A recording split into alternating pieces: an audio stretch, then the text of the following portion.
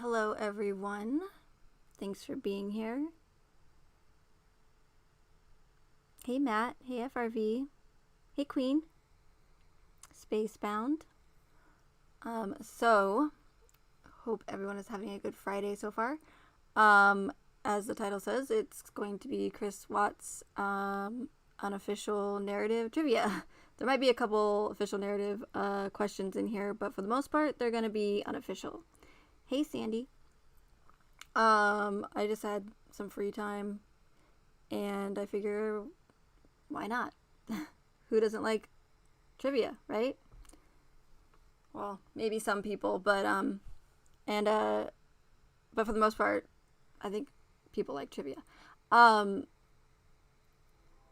me know if you can hear me okay. I know that on DLive, some people will say that it's hard to hear me with my microphone, so I will try to speak directly into it if possible, if you guys are having a difficult time hearing me. I can also try to turn up the decibels on the microphone as well. So just let me know.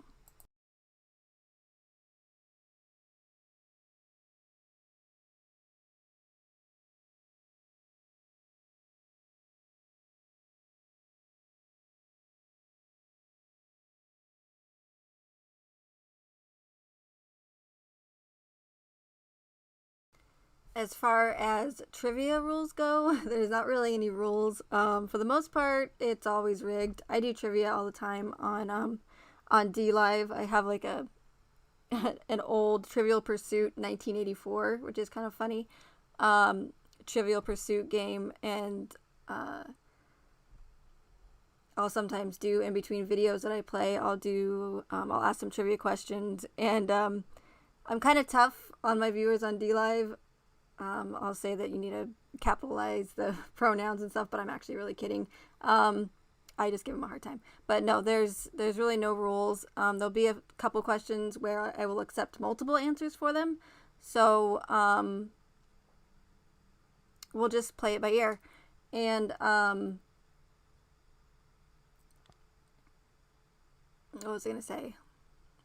Something else about the rules, even though there's no rules. Well, make sure that you have it on live chat, not top chat. I shouldn't have an issue with that because, well, we'll see. I've never done this before with OBS.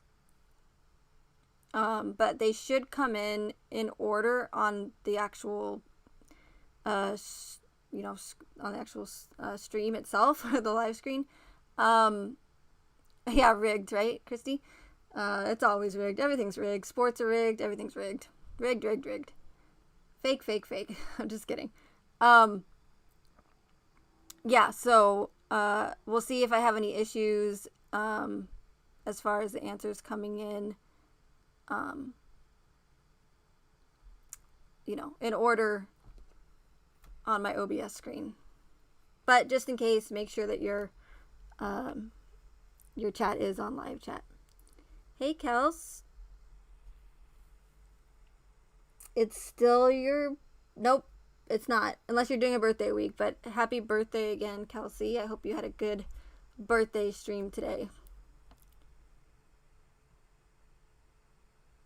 And watch out, everybody. Kelsey is a trivia champion on DLive, but he might have a little difficulty with the Watts case. I don't know how updated he is with the narrative, or the unofficial narrative.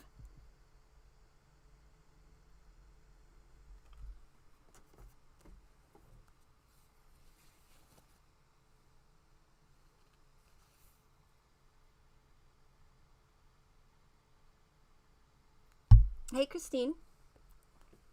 Observing's okay too. I know that a lot of people don't care for chatting and like to just watch, so it doesn't matter to me as long as you're here. So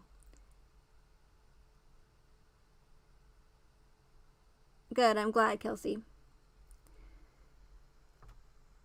So again, there's going to be there's going to be the questions I'm going to ask because I'm going to test your guys' knowledge on based off of my theory on the case. And I think this will be good because I want to see how many of you are really paying attention to what I'm saying, and especially since I repeat myself over and over and over again, I feel like you guys should definitely know these questions. But a couple of them might be a little difficult.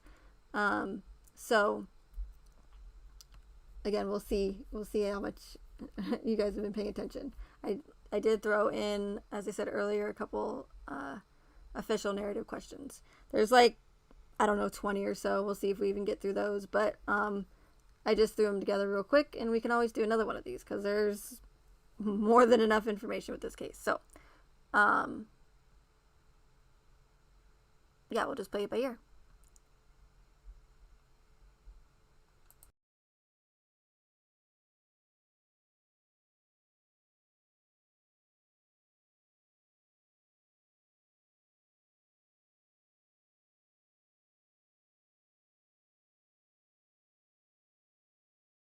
Oh, and not only is Kelsey like champion of trivia on DLive, but he also cheats. So watch out, you guys. I'm just kidding. Hey, TH.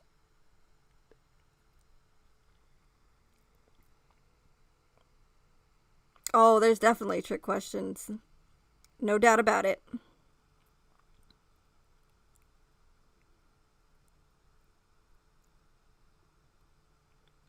Oh, Swamp Lover, he's out for the count, I'm sure. Way past his bedtime.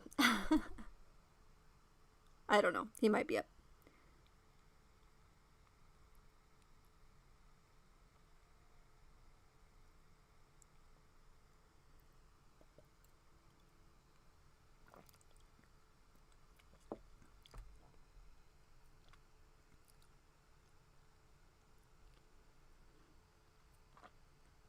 And thank you, Christine. I appreciate that. Someone did mention to me yesterday, one of my viewers, that I should talk more and discuss more about these other psyops and these other orchestrated events, and I totally agree with them. However, it is still difficult to talk about some of these well-known mainstream media cases, especially on YouTube. I've probably said the words Mandy book way too many times than I should have recently, but I'm to the point where I don't, it's not that I don't care, but again, it's not getting me anywhere, it's not getting you guys anywhere. We're not getting any further to the truth when I just have to reword everything. And then if I have any new viewers that come in, which is rare, but if I do, they probably think I'm crazy because I literally speak in code through most of my live streams. So I'm willing to take a risk and be more transparent about my theory and about these other orchestrated events. You know, if it takes taking my channel down, I don't know if that just made sense. Takes getting taken my channel down. I don't know what I just said. But if it results in my channel being taken down, that'll be unfortunate, but I don't know. Maybe it'll open some eyes. Who knows? But we'll see. Again, it just being non-transparent, and it's not getting us anywhere. It probably has to do with myself being a little bit frustrated as well. So that probably is another reason for it. But I think that 2 years being respectful to the victims and the families based off the official narrative, of course, and other people that may have been affected by this case, I think being respectful for 2 years is long enough. Now it's about getting the truth about this case, getting the truth out there about this case, because it's important. And again, I think that it's a lot bigger than I even realize. I know that I'm missing a huge piece to the puzzle as to why they would go through the trouble of orchestrating this event, in particular. They, but I mean, I have given several reasons or agendas as to why, but I do think there's even a bigger agenda that I'm missing. So, but that being said, yeah, you will, if you continue to follow me, you will notice that I will probably be more transparent from here on out. So, just be prepared. If people don't want to hear it, then they don't want to hear it. Then they're not ready. They're gonna want to stay in their safe bubbles, and that's fine. It's totally fine. If everybody, all these other channels want to censor me, fine. So be it.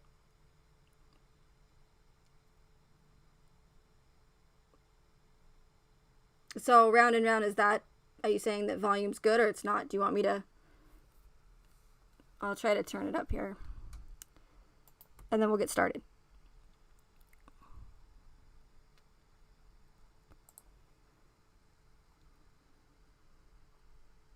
Okay, it's at 160%, but I'll put it up to like 200.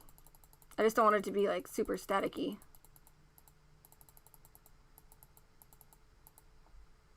Okay, let's try that.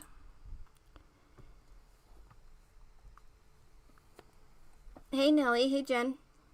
We need to stop calling everything conspiracy theories and start referring to them as spoiler alerts, right? Or I forgot what somebody, a couple other people called it, conspiracy facts. I don't know, maybe not facts, but again, a conspiracy theorist in conspiracy theory is just an ad hominem to discredit anybody who asks questions and thinks critically. They want people to be nervous to speak up and ask questions about certain things that don't add up, and certain inconsistencies, and for the fear of being attacked or being called a crazy person or a conspiracy theorist, right? Again, it's there's nothing wrong with being a conspiracy theorist. It's a stupid term. But call me conspiracy theorist all you want. At least I think critically and think for myself and ask questions. So there's nothing wrong with that at all. If anybody thinks that asking questions is a bad thing, then they're crazy. So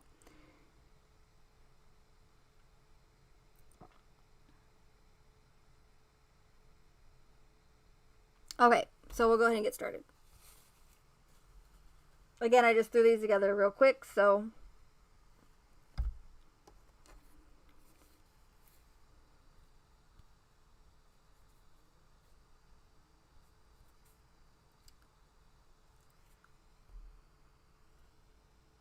you guys ready?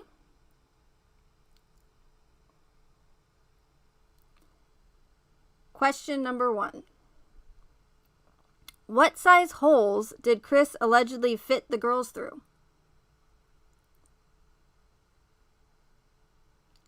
What size holes did Chris allegedly fit the girls through? I will accept 2 different answers for this one. I know, right, McQueen? I know, the stickers on DLive are awesome. They make it so much more fun. Yeah, I'm not that crazy. Thanks. That's why your command in my DLive, Queen, says that you're blunt, pretty much. And I like it.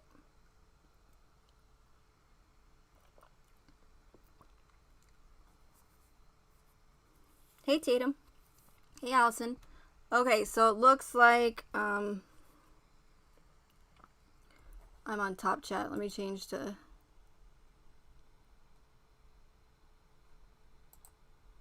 live chat here.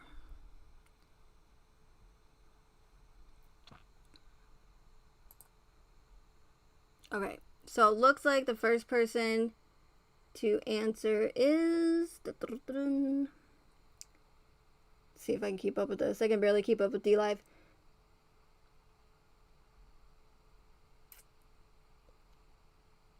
Looks like Matt, am I right? Matt got 8 inches, but I'm still looking, that's correct, but I'm still looking for another acceptable answer.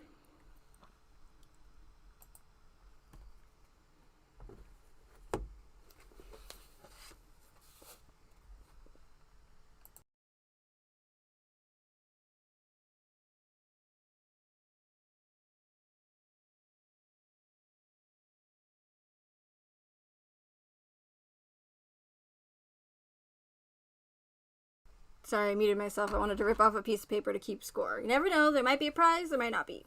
No promises. That's if I can even keep correct score here. Hey, Scotty.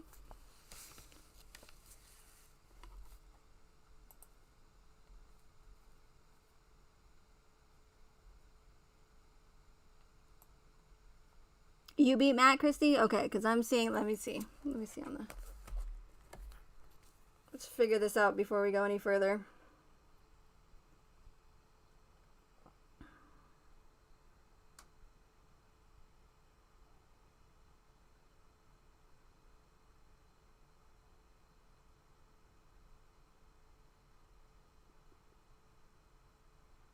Okay, I'm still seeing Matt Willis having 8-inch.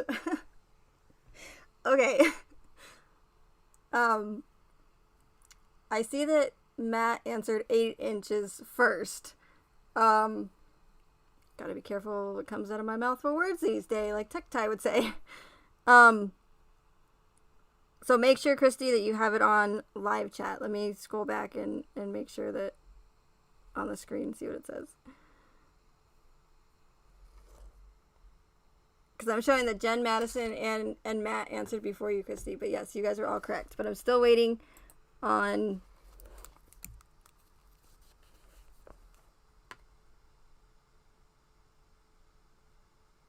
the second acceptable answer.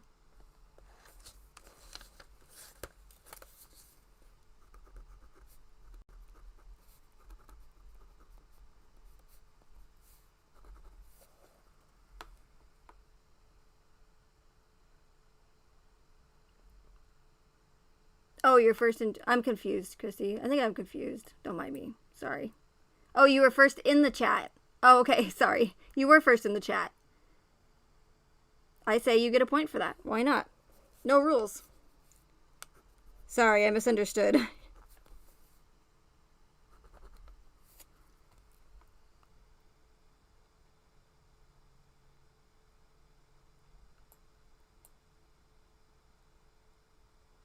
They're both after you? Okay, then I'm confused, but I'm seeing...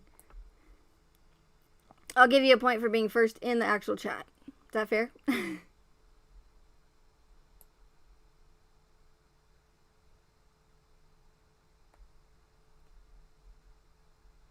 Right, Scotty? I know. I was like, oh, I gotta be careful what I say.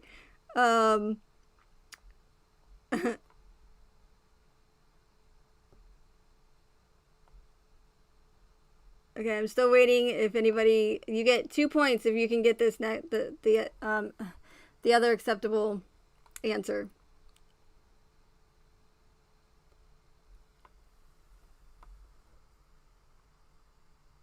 Hey, Michelle.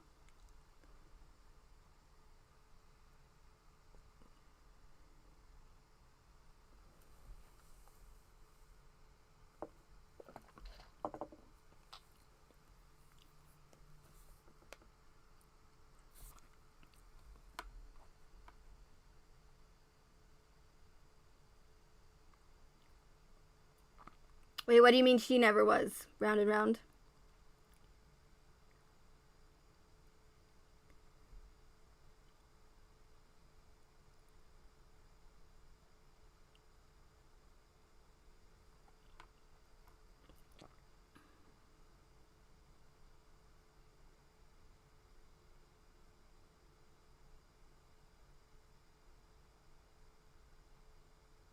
You guys still answering the size?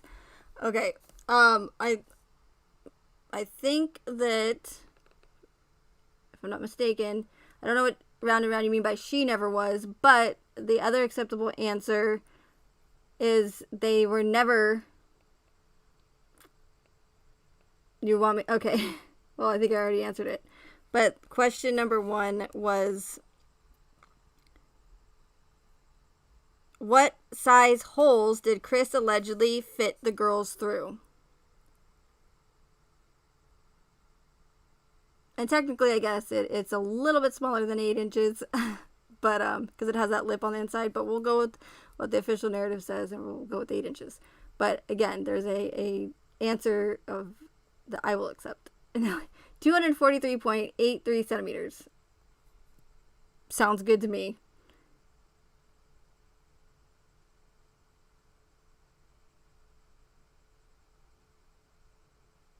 Okay, now you guys are just being way too specific here. The other acceptable answer is they were never put through any size holes because they were never put in there because it's impossible. That's the answer I was looking for. Exactly, Christy. You got it. Okay.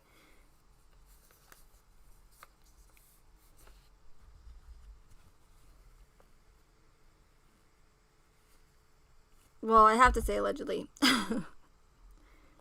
Okay. Question number 2.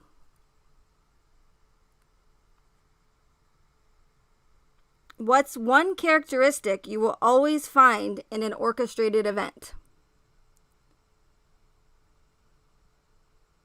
So it might be a little tough. What's one characteristic you will always find in an orchestrated event?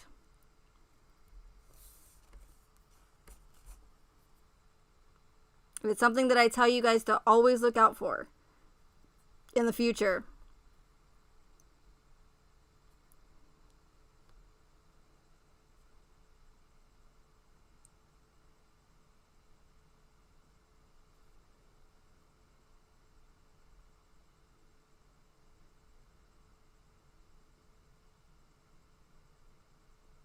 I will accept that answer, Jen. I will accept that answer, shoes. I will accept that, but that's a part of it. So I will give you a point for that.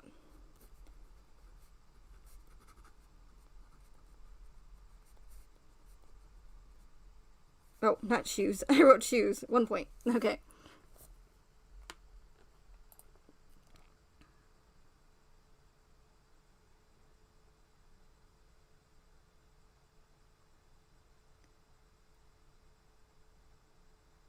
Symbolism. Yep. Hey, true crime analyst.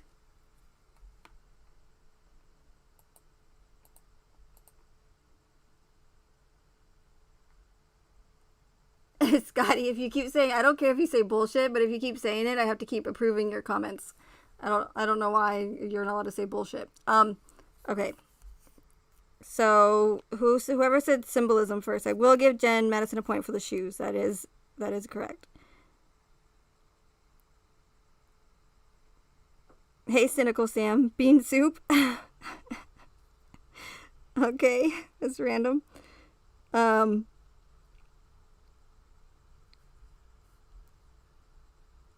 Okay, so it looks like Christy R got symbolism first. Okay, so a point for Christy and a point for Jen. Okay. Again, you guys, it's rigged. So, just like our voting system. Hi, baby. What you doing? You hungry? Hi. Okay.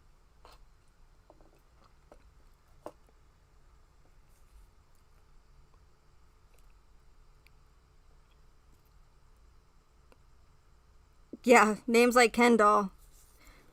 That's also correct. Kelsey, what was the question? Oh my gosh. I repeat it twice, you guys. Okay. Question number 3. I mention this all the time in my live streams and in my videos. What's one of the biggest red flags about the discovery?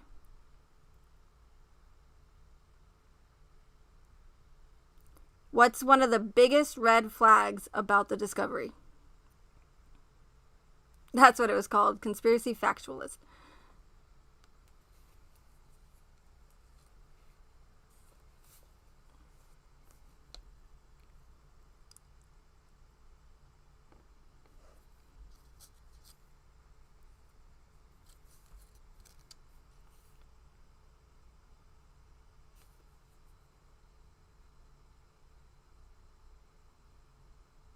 Not typos. Not prove anything was real. I mean, that is also correct, but I'm looking for one that Yep, Jen got it. No one's personal information was redacted, even minors.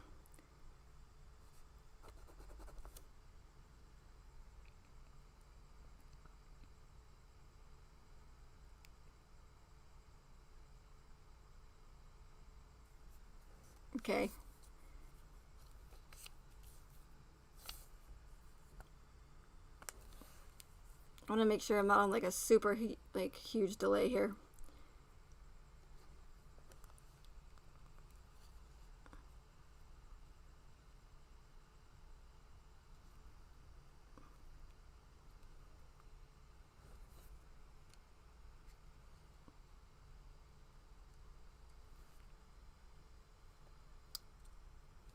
Okay, it's not too bad. Okay, so yes, the correct answer, just to clarify again, is no one's personal information was redacted. Addresses, names, phone numbers, minors' names, Madison Atkinson and Nicholas Atkinson's faces were not blurred out on the body cam footage, nor was the neighbors' two boys, who was also on the body cam footage with their not their personal information. Their faces were not blurred out either, and they're also minors, as well as McKenna Lindstrom's name, which is more than likely because you have a McKenna in American Horror Story. Weird. Okay, just one of the connections. Here we go.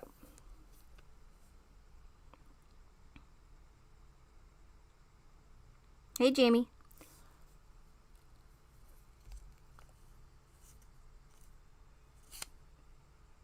Kelsey, you still on? Kelsey's still on answering the first question. All of your answers are kind of correct. You guys are right. But the one that I talk about like a lot, about one of the, the major ones of it, or the biggest one, is the fact that no one's personal information in the case was redacted. Also, the fact that all the information was released without having to file any CORA or FOIA requests or anything like that, when you usually have to jump through hoops to get information like that.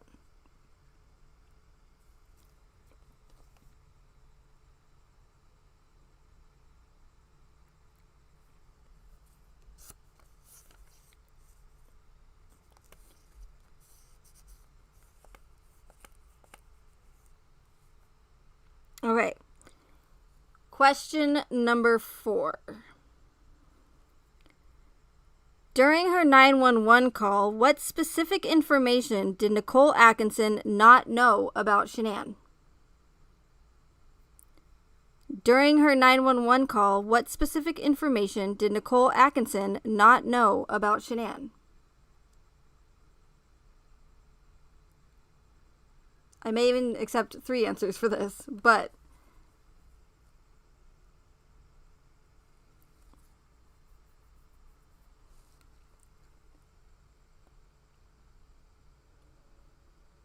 yep, her age. Scotty got a point.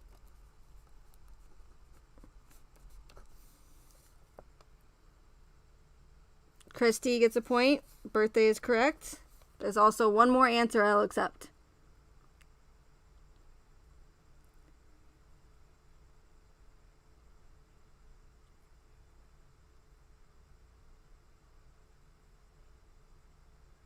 Oh, okay, Nelly.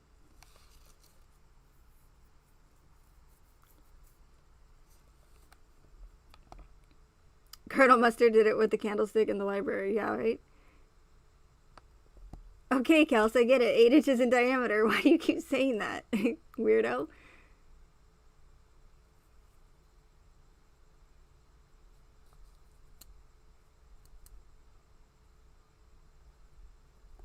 She didn't know the girls' ages either. Yeah, that's true. That's correct. Okay, so maybe these are a little too vague, but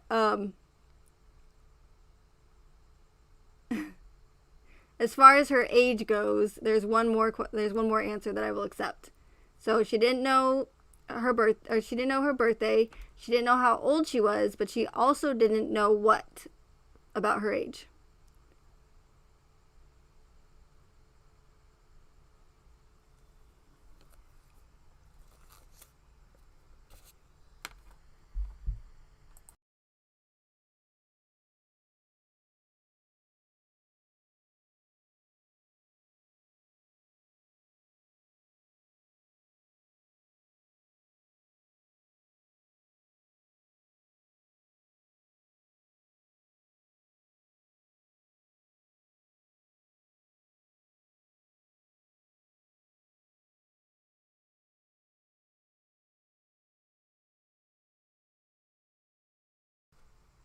You're on a 12-minute delay, Kelsey? Wow.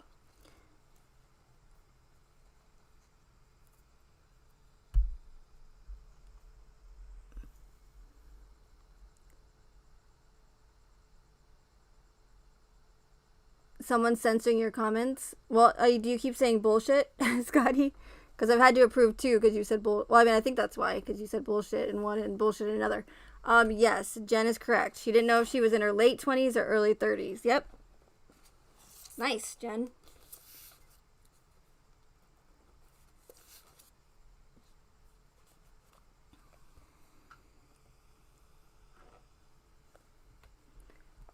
Jamie, try refreshing and see if that helps.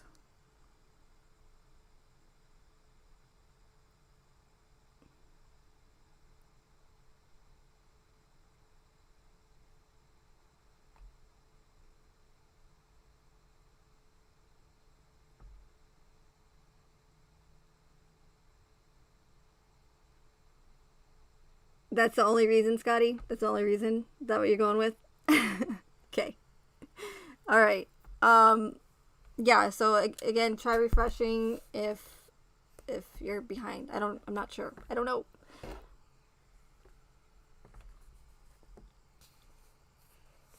Okay.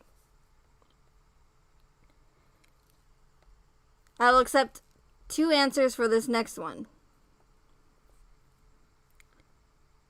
The official and the unofficial, to give you a hint.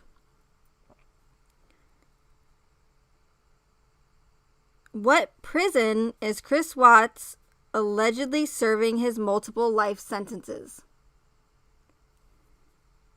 What prison is Chris Watts allegedly serving his multiple life sentences?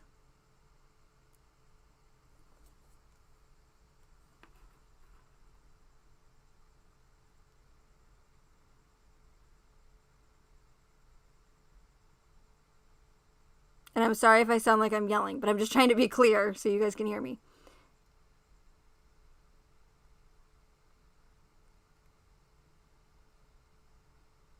French Riviera or some beach somewhere. Yeah, some beach.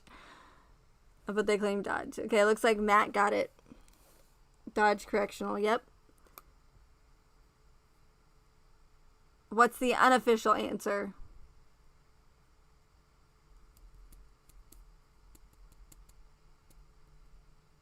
Kelsey, Dodge City Prison, Utah. Is there a Dodge City Prison in Utah? It looks like Round and Round got it. None. Yep, he's not in prison. Nope. Okay, Round and Round's on the board. Nice.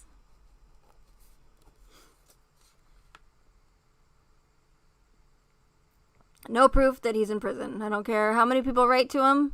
Proves nothing.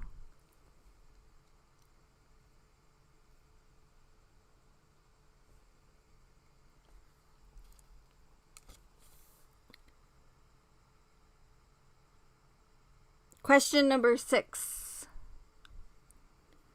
Who told one of the officers that Chris was going to pour oil on Shenan and the girls when they were still missing?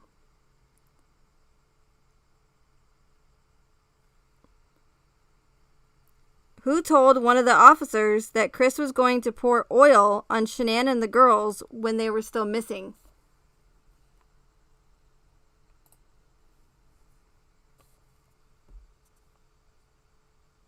Christy rigged. I know, I'm trying. Hey, Janessa. Okay, no problem, Michelle.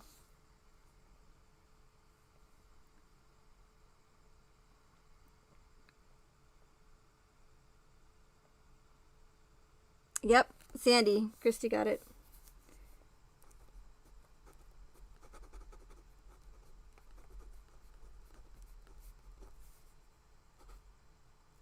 Oh.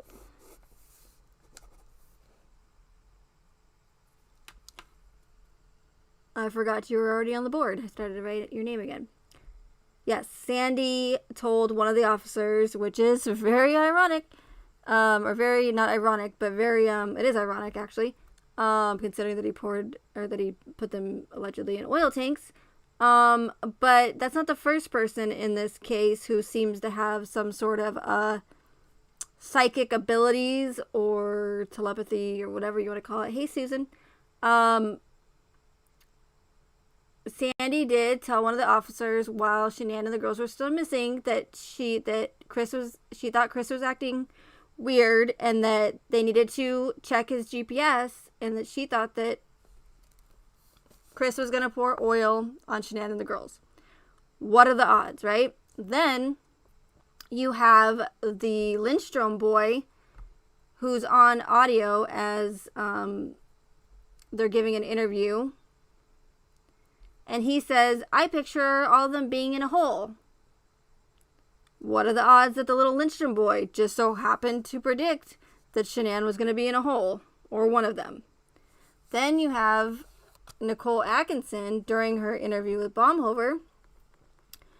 She, out of nowhere, which is weird, says, I would think that if Chris was guilty, if he did anything to her, to Shenan, that he would strangle her. That's what she said to Baumhover.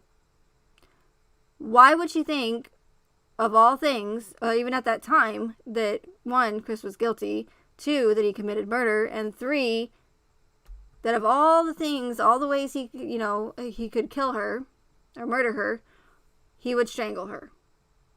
So what are the odds that 3 people in this case had some sort of what is it? Apparition? No, it's not an apparition. Some sort of, what's the word I'm looking for? Help me out here. Vision, I guess you could say. That's not the word I was looking for. But a vision that all 3 of those things were going to happen in the case. I believe the word I'm looking for, and I could be wrong, but I think it's called foreshadowing. Again, I could be wrong. But again, what are the odds that just so happened to be the case for all 3 of those who said that?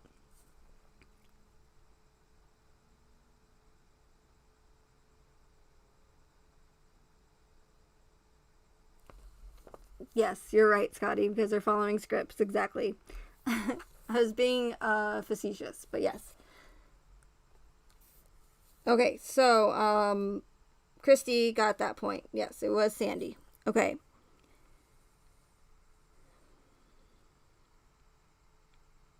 So I mentioned this in one of my videos, so we'll see if you guys have watched all my videos or not, or some of them. I like to throw, or when I did upload videos, I threw in some little facts here and there that I found rather interesting. So I mentioned this in one of my videos at the end.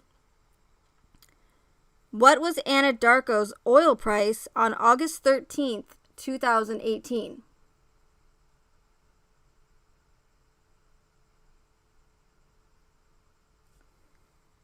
What was Anadarko's oil price on August 13th, 2018?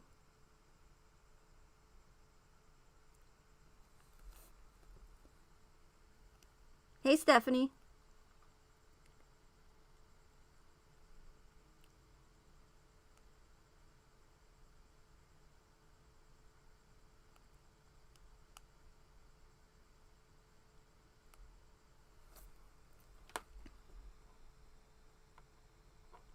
Okay, Spacebound, I believe you. I'll give you a point. Again, it's rigged, so...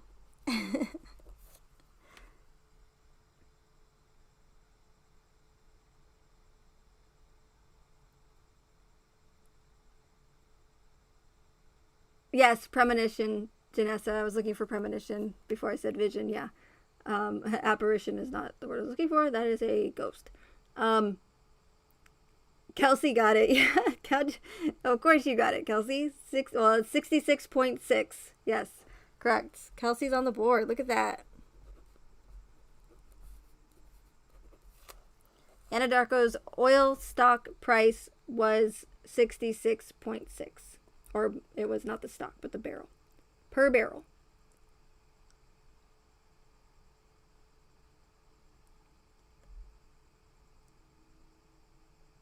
No, but 1.13 is a good guess because that number popped up a lot in this case. Or those numbers, I should say.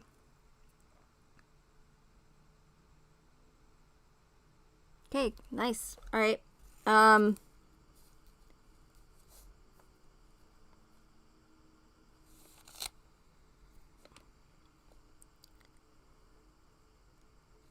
So this next question, I won't, you don't have to tell me the entire thing. The first part, I will accept because it is kind of long. Yeah, same amount of his subs. Yeah, I heard that recently. Okay. What act made it legal for mainstream media and the U.S. government to push propaganda and lie to the public? Yes, Spacebound, it was. 66.6. What act made it legal for mainstream media and the U.S. government to push propaganda and lie to the public? About anything they want. Anything they want. And what year? I'll take a point for what year the bill was passed.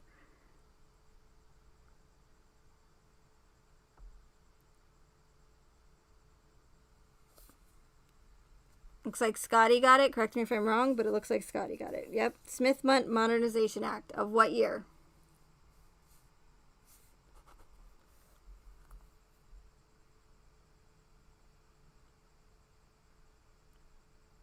(2012). Yep. Scotty got that one too. Nice. 2 points. I don't know why. I don't know why some people can hear it before. That happens to me too. It's like people have faster internet speed or something. Kelsey, 1933. No, but the original one before it was amended was in 1948.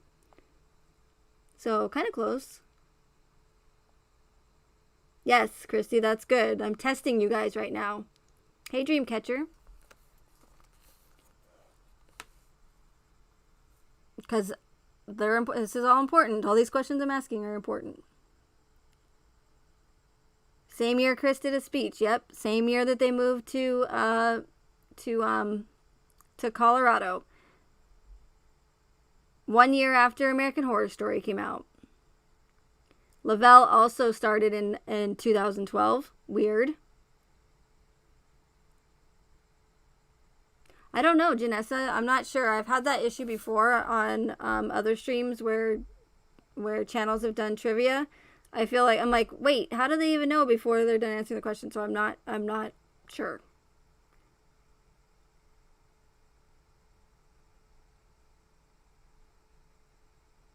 Yeah, his one and only upload. He had one other video, I think, and it was a Lavelle video or something. And it's funny because Chris Watts, his YouTube account is still up. Why would YouTube keep up a supposed convicted murderer's YouTube account up?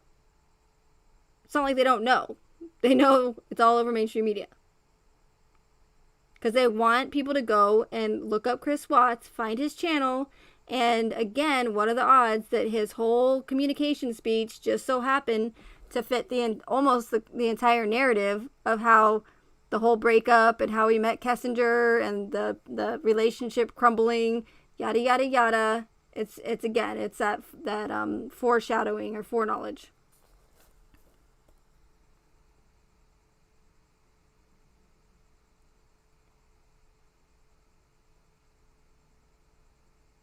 And mine never stays on live chat for me. When I'm a viewer, I always have to keep switching it to live chat. It's ridiculous. Oh no, you were spacebound? Oh no. Okay. Next question.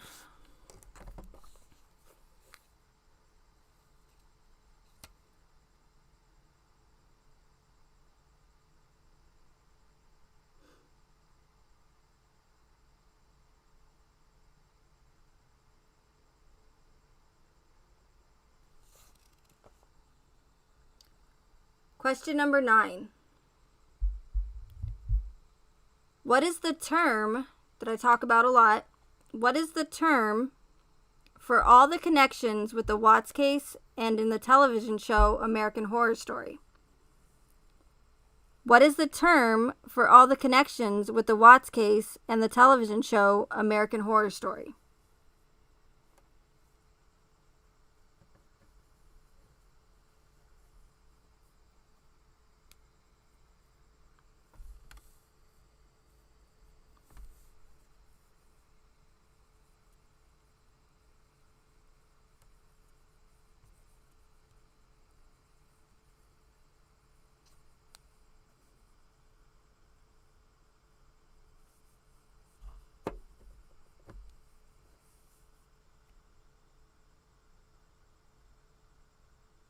Yep, predictive programming. Kelsey got it.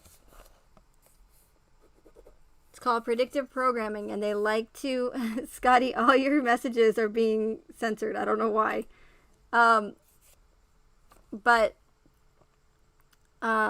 so they like to use predictive programming in movies, television, some obvious, some not so obvious. And there's, several theories, or not several, but a couple theories as to why they do it. One, they believe in karma. So if they put these Easter eggs, like Scotty mentioned, and little subliminal messages in, let us know what they're going to do or what they plan on doing, and we're too stupid to realize it, then that's our own faults, but they no longer have any bad karma on their hands because they essentially told us, which it's a messed up way of going about it, but that's what they believe. It's also said that they do it because they want to subconsciously condition us so that when it does happen, no matter how ridiculous the event might seem or impossible it might seem, we will essentially accept it.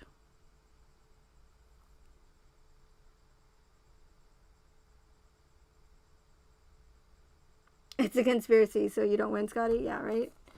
Everything's a conspiracy.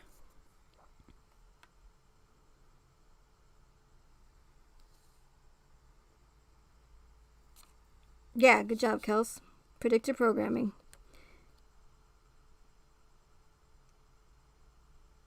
Okay, so question number 10. I mentioned this in my video, The Names in Their Game, where I talk about all the Lee connections and all the Nicholas and Nicole's in the case. In the video, I explained this next question. So, again, question number 10. What does the name Nicholas mean? What does the name Nicholas mean?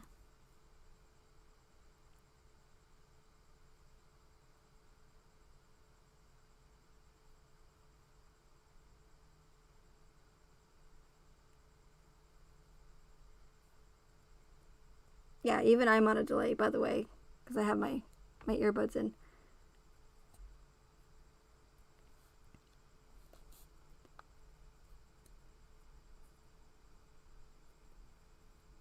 Close, Scotty. Liar. Christy. Yeah. Santa.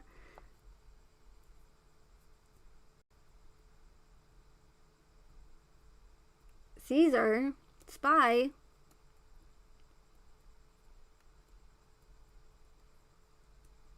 Weirdo. Spy. Nope. Nope. Not to steal.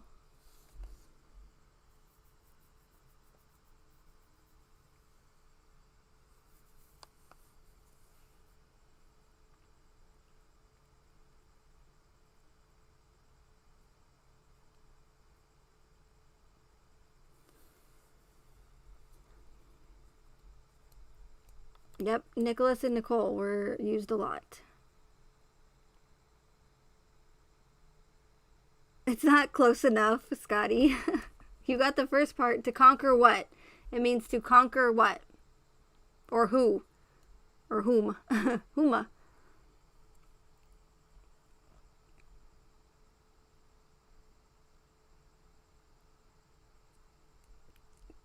Nicholas means to conquer who?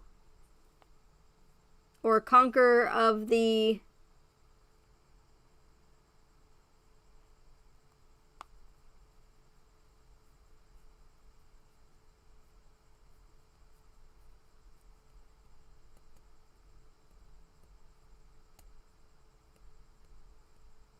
Because remember, they love their symbolism.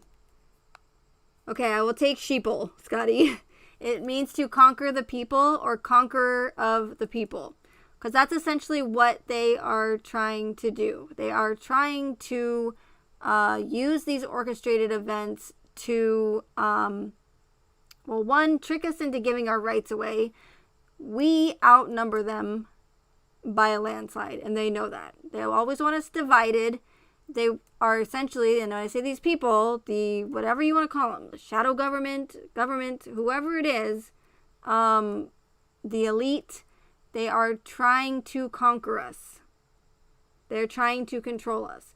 And these people who are orchestrating these events love their names. They love their symbolism. And I'm hoping that one day their symbolism, they will get sloppy and they will continue to use it. And if enough people wake up, I'm hoping that their symbolism will be their downfall. But there is a reason why. I don't care if anybody says how common the name Lee is. I don't care if anybody says how common Nicholas and Nicole are. That's a lot of Lees and a lot of Nicoles and a lot of Nicholas names in one specific area, in one case. So they use common names so that when someone like myself says that, oops, sorry, I hit my phone. They will use a common name like Lee so that when someone like myself or anybody else says that it's odd, and they actually look into the meanings behind these names and the symbolism behind them, and I say, that it means to conquer the people, they're going to say that's ridiculous. Nicholas is a very common name.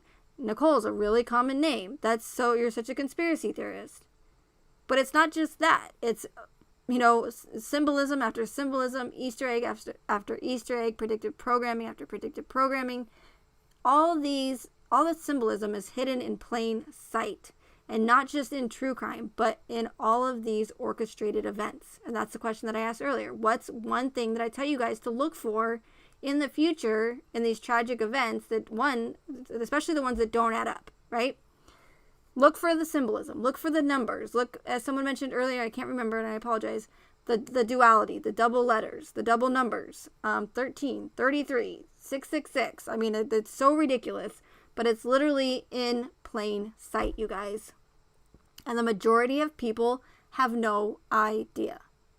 It's right underneath their noses. With just a little bit of research, this is how sick they are. I mean, they use Nicole and Nicholas because they're literally telling us that they are trying to conquer us. And that's what the name Nicholas means, to conquer the people. Victory of the people. Okay? Hey, Chris.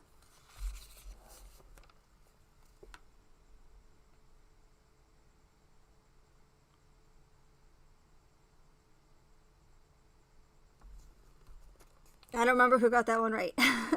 Was it?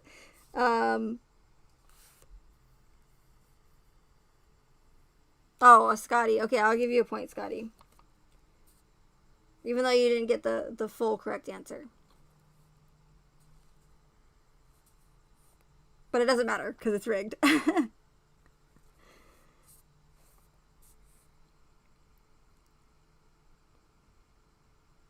Okay, question number 11. This one might be a little difficult, but again, if you guys have been watching my channel for a while or you've watched my videos, these are things that I've mentioned over and over and over again. So you guys should know this stuff. And this is a big one. Question 11. Why weren't Nicole Kessinger's deleted text messages recovered? And this is based off of what they said, law enforcement said, in the discovery themselves.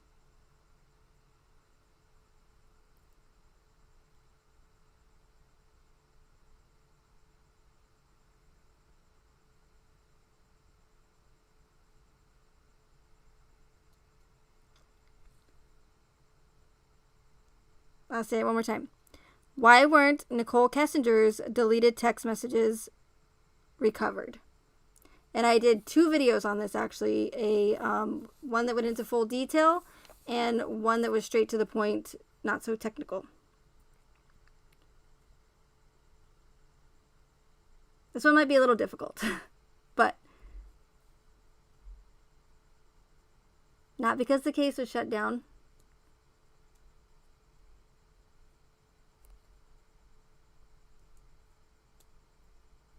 It does have to do with Celebrate, Christy, but I need something more. Yep, Christy got it. Celebrate did not have, or not that Celebrate didn't have the technology, but that the Northern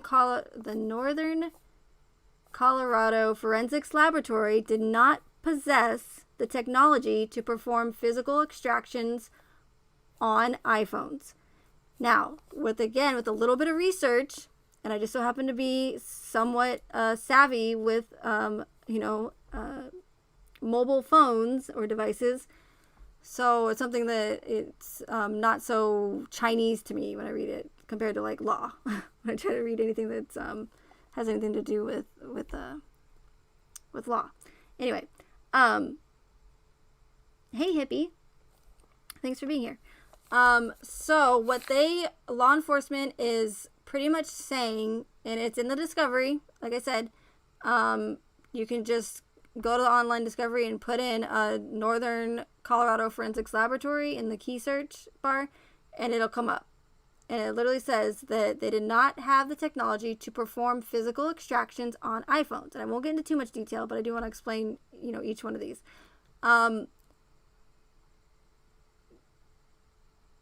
The only way that you can recover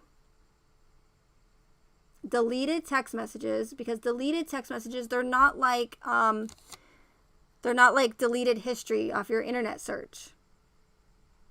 Because when you delete your internet search history, that doesn't go into the unallocated space, which I like to call the catacombs of your phone. So just so you guys know, if you have any, if you're trying to hide anything from anybody, when you delete text messages, they are never actually deleted. They actually just go into the unallocated space of your phone. And so they're still there. They're just hidden away in, like I say, the catacombs. So unless you know how to access that unallocated space yourself, or you're trained, or you're an IT person, you're not going to be able to find that deleted data. So it will actually stay there. So kind of like your similar to your recycle bin on your computer, on your desktop, or whatever, your laptop. When you delete any documents, it will go into your recycle bin. Now, with that, it will actually stay there in your recycle bin until you manually delete it yourself, or physically delete it yourself.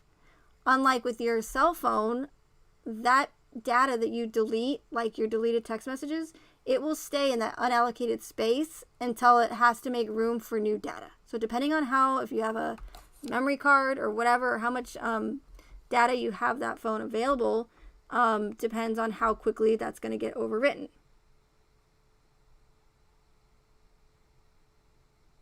So considering that Nicole Kessinger she didn't wipe her whole phone, she only deleted that information between her and Chris, narrative, only a few days prior to going into law enforcement. So it's very unlikely that there was enough, data that came in to overwrite those deleted text messages. So essentially what law enforcement is saying, they're using some bullshit excuse that they didn't have the technology to recover that deleted data. Which is bullshit. Because you're talking about a quadruple homicide case here.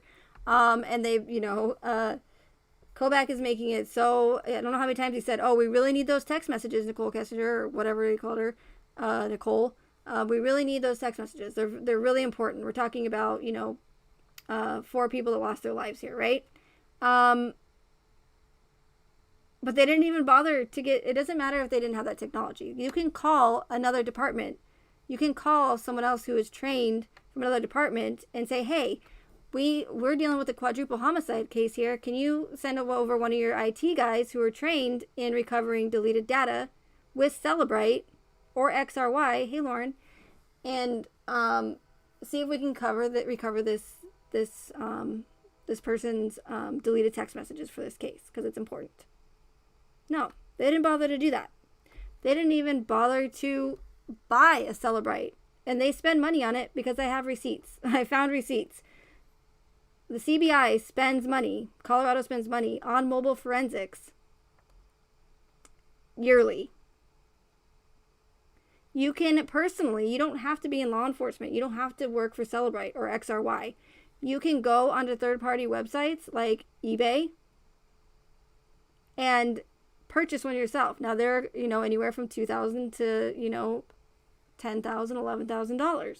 However, that's not that much when you're dealing with a quadruple homicide case. So, in a nutshell, they pretty much used some bullshit excuse that they didn't have the technology to recover those deleted text messages. So whether or not they, my theory is correct, and they're just using some excuse because they only cherry pick what they show us, or if you want to go the cover-up route, either way, it's still alarming, and it still needs to be questioned.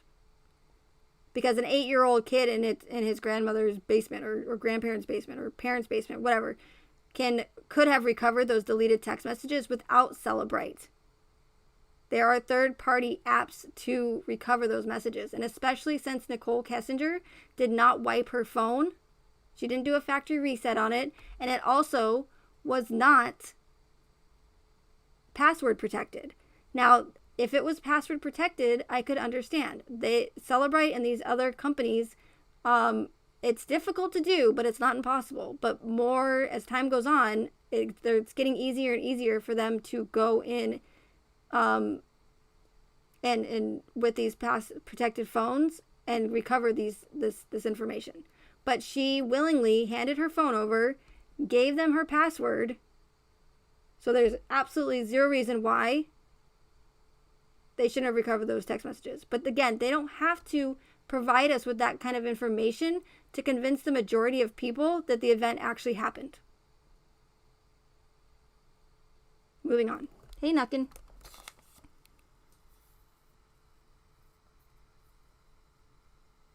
Okay, so this next one and I talk about this all the time as well. I'll take multiple answers for this. Why was Shanann's Facebook kept public? Why was Shanann's Facebook kept public? And still is.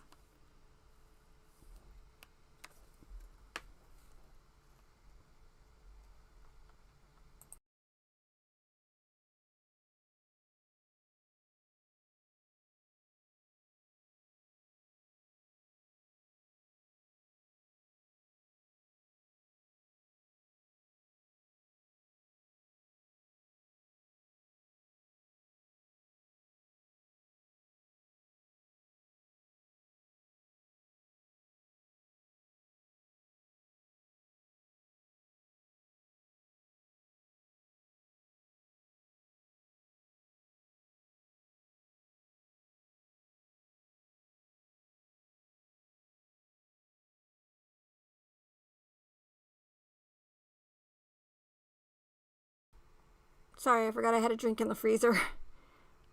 Okay. Let me look here.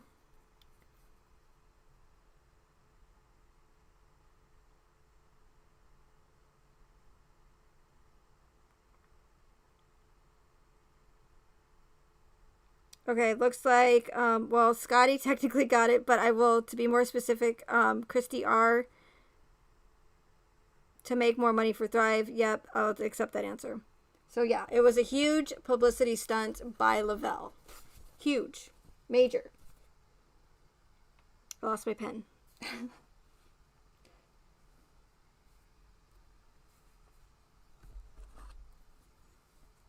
Oh, there it is. Okay.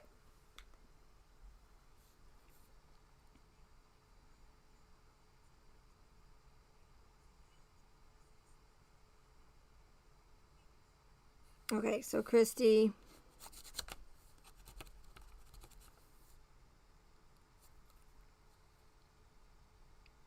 Then I'll take another. Yep, Christine got it. To pull at heartstrings. That's as close as you're going to get to the right answer. Pull at heartstrings and to push the psychological aspect of the case. Or the psyop.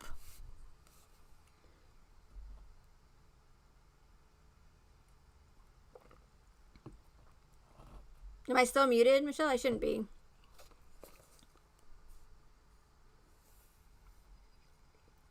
Yeah, Christy has 5 points. Jen has 4. Kelsey 2. Scotty 3. Matt 2. Spacebound 1. Round and round 1. And Christine 1. But again, it's rigged.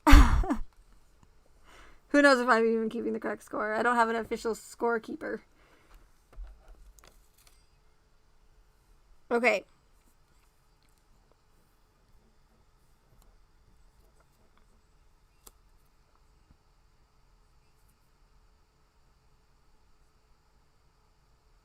Yeah, right, Scotty?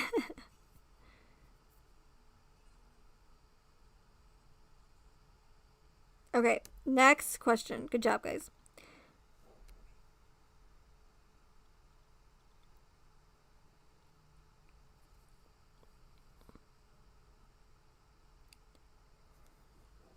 All right, this is one that I've been huffing and puffing about for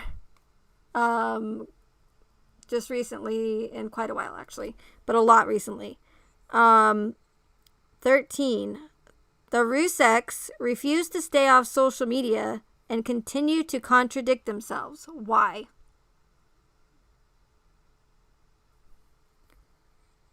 The Ruseks refuse to stay off social media and continue to contradict themselves. Why?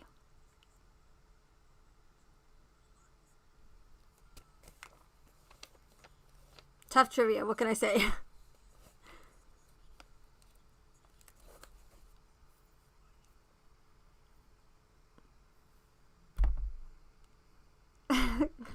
That's a good answer too.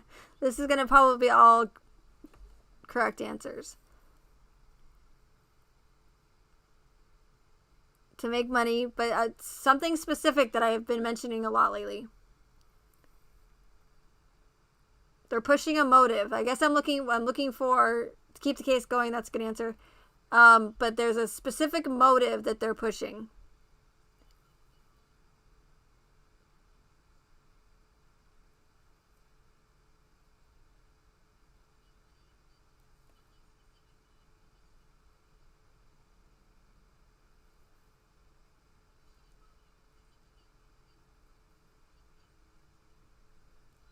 I feel like I'm yelling. I can hear myself in the... Take away free speech. Yep. Scotty got it.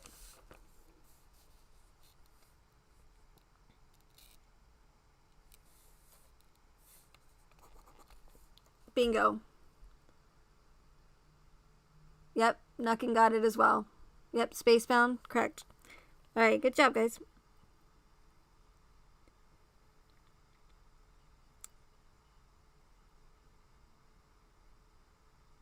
Okay, this next one, first person to get one of them right will get it correct.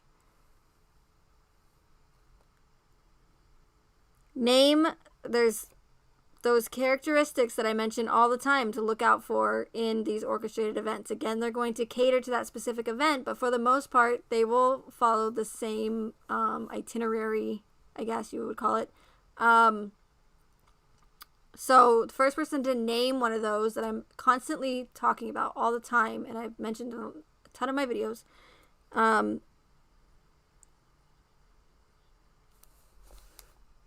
name one of the characteristics you will usually find in an orchestrated event. Yeah, Scotty got it. Yep, gains widespread media attention.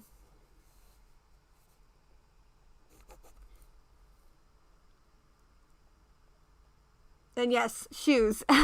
But no, the shoes aren't as important, and the symbolism is important. But I'm talking about the mainstream media attention, doesn't fit the motive, evidence being destroyed, evidence missing, lack of evidence, no autopsy photos, CIA, FBI involvement, even if it's only, if it's not federal. Government connections or military connections. Actors, yep. History with acting. Follow the money, who benefits, key bono. Any of those answers I would have accepted, because there's several, but yes, Scotty got the first answer correct. And the symbolism, yes.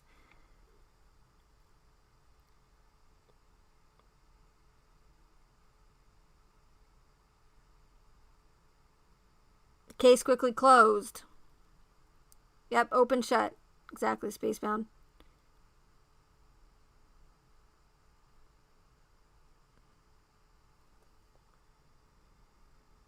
Okay, question number 15.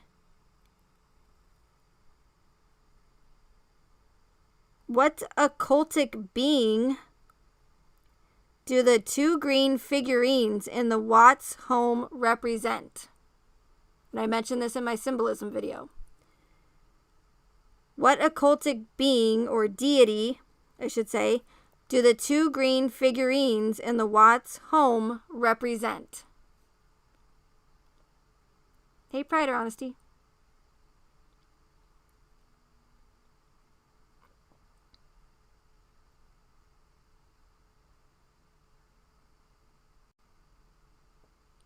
Baphomet. Yep. Kelsey got it.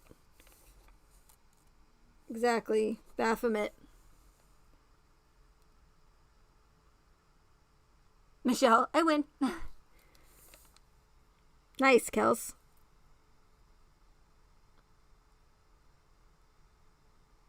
That's a little unfair because I'm always using that Baphomet sticker on DLive, so that's why Kelsey probably got it.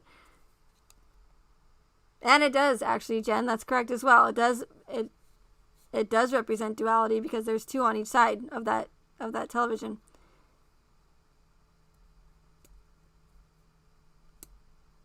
Oh, good night, Janessa. Thanks for coming. Good to see you. Okay. Number 16. What popular name in the Watts case is also one of the let me start again. What popular last name in the Watts case is also a last name of the 13 Illuminati bloodlines? Say it again. What popular name in the Watts case is also a last name of one of the 13 Illuminati bloodlines?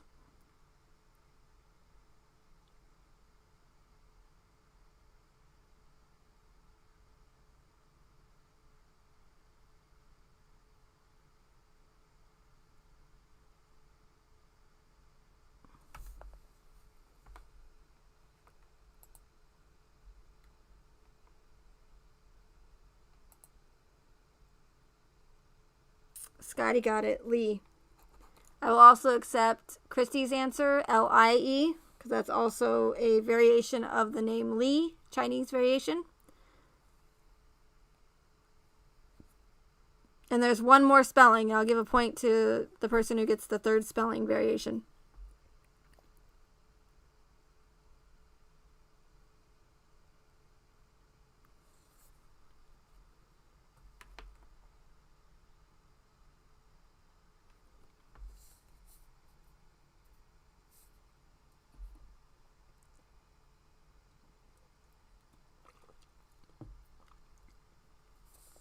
Not L-I-U.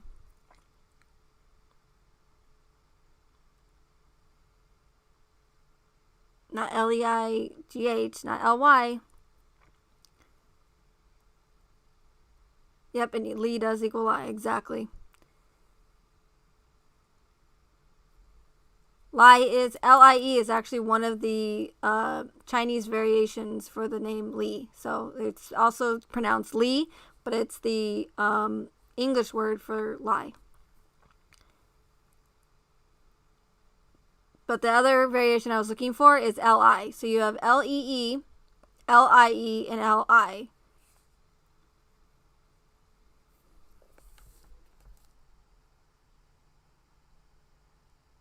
So good job, Christy and everybody else and Scotty.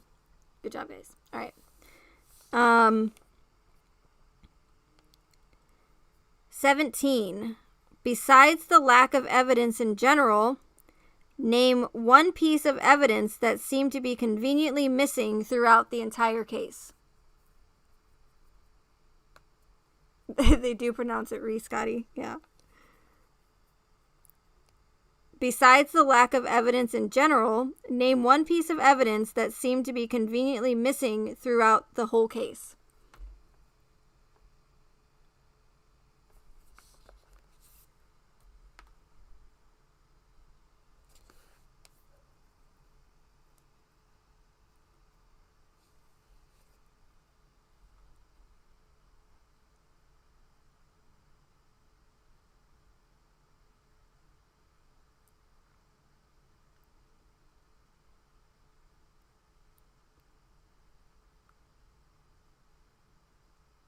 And all of these are going to be correct, but I'm looking for one in particular.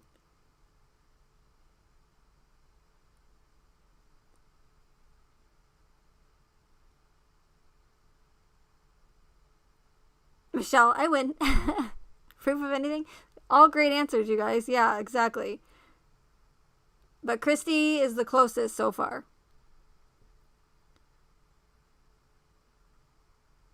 Maybe I didn't word the question correctly, but that's what I used throughout the entire case.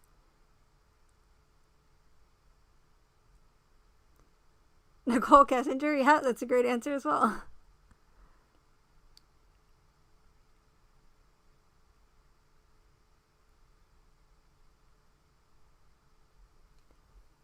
So the answer I was looking for was video footage. The only video footage that we got in this case was Nate's footage and Shenan coming home. But how convenient is it that we have no airport footage? None of the neighbors' cameras had any footage. The one footage that they got of a neighbor, he, how conveniently, had wasps all over his camera lens, so they didn't catch anything. The Vivint footage was malfunctioning, says the official narrative. You have no video footage from Survey 319 because, conveniently enough, that was an old well and it was going to be decommissioned soon, which is also why I don't believe there was any oil in that well those wells to begin with. But I won't go there. There's no CCTV footage from the route that Chris took from the house to Survey 319. They never bothered to get that. They didn't bother to get any footage of Nicole Kessinger and any of her routes. The only ones that we got are the footage that they cherry-picked that they wanted to see.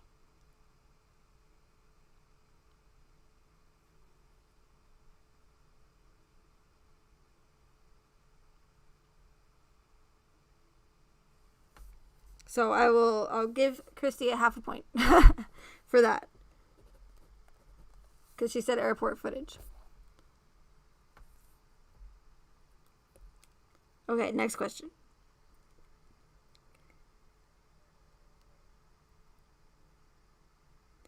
Number 18. What was the name of the restaurant that Shenan went to in Scottsdale, Arizona?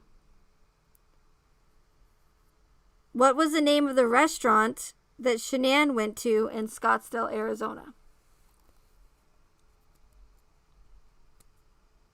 Based off of the official narrative, of course.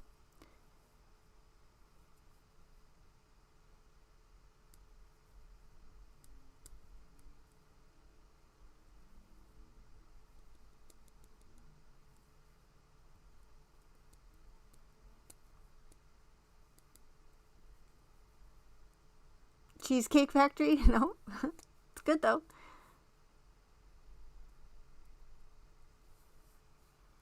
And I've mentioned this. Yep. TH got it. TH is on the board. Nice. Yep, the Thirsty Lion. And that's significant because throughout Masonic text, you can find lions. Lions. Skull and Bones. Is that a restaurant? I'm just kidding. Yeah, the Thirsty Lion. And RV Truth, a channel creator who I've mentioned several times recently, and also have mentioned in one of my videos, he does a lot of these other orchestrated events and points out and exposes all the symbolism that they literally put in plain sight. He likes to call them Easter eggs. I like to call them breadcrumbs. But again, they literally put it in plain sight. And just like North Carolina, like Chris wore his North Carolina shirt 2 days in a row, right? You have Cindy Watts, who wore her North Carolina sweatshirt for her news interview. She can wear whatever she wants. She's an adult, but that's probably the last thing that I would wear for a televised interview. So either this family, the Watts family, really wants to represent North Carolina, or they're trying to tell us something. Again, truth is hidden in plain sight, and symbolism in plain sight. They're telling us, and they're admitting to us that karma thing, and they're literally telling us that this entire thing is a lie, you guys. North Carolina. Thirsty Lion. Kate Lyons, one of the main officers in the case. The one that went around with Jane, the dog handler. Kate Lyons. Lions. They love lions. RV Truth has a video about it. All about the lion symbolism that they use. So what are the odds that Shenan went to the Thirsty Lion? Gotta be lying. I ain't lying.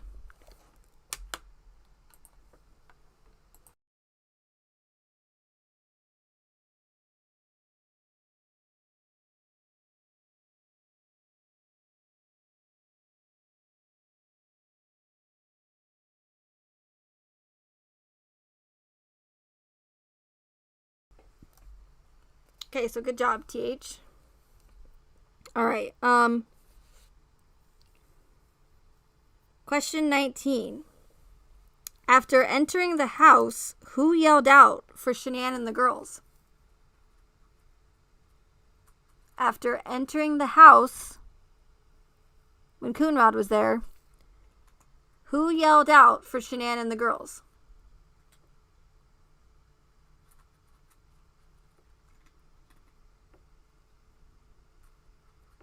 Hey, Martina.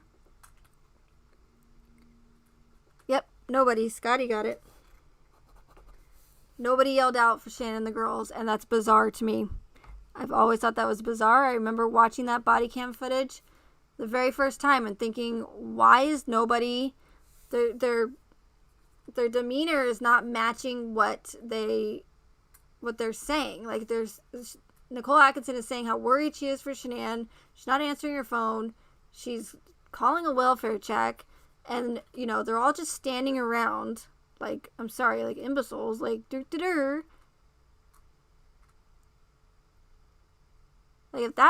me personally, if that was my friend, I would have broken a window if I was that worried about her, right? Or them. And I would have said, hey, you know what? I'm sorry I broke your window, but the officer was taking a long time to get here. Chris wasn't coming. I'll pay for your window, but I had to make sure you guys were okay. Might be a little bit extreme, but when they get there, nobody calls out for Shenan and the girls.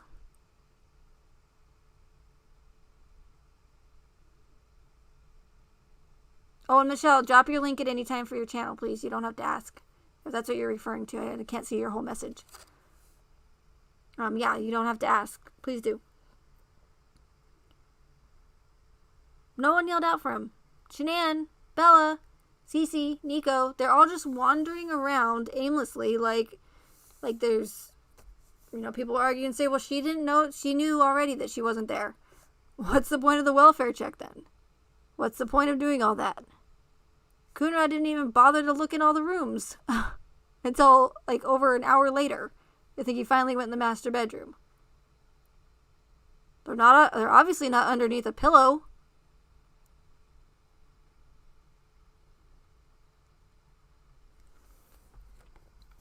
So good job, Scotty. And everyone else. Okay. 20.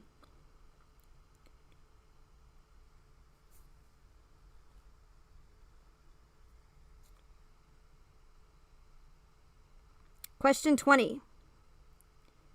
There were 3 people that gave news interviews on the day that Shenan and the girls' bodies were found. Who were they? There were 3 people that gave news interviews on the day that Shenan and the girls' bodies were found. Who were they?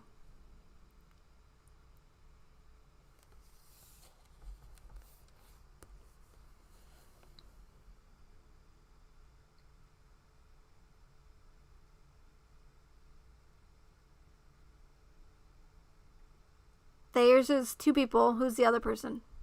I don't think Nicole Atkinson did it on the day that they were found, but I could be wrong. So Nick and Amanda Thayer.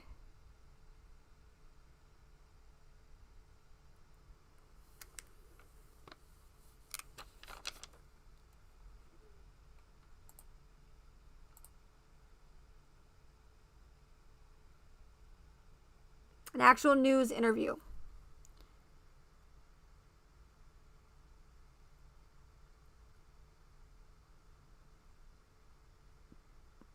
Yeah, I have seen that channel, Stephanie. And I've also heard at the beginning of all this that Cindy Watts was actually a part of the Boston Kaboom event. I won't even say that one. That's another one like the Mandy book one. You just can't go there on the site or platform. Oh yeah, and so I wanted to say just a couple minutes ago, if you guys are not familiar with Michelle's channel, she does live streams on these other government orchestrated events and government deception. She's also recently been posting a lot of shorter videos that are straight to the point and really get the truth out there. So I highly recommend checking out her channel and watching those videos because they're important. They have to do, they're not in true crime, but they have to do with what's going on with the Watts case and everything else. So please, when you get when you get a chance, yeah, be sure to check out her channel. Not very good at pitching channels here.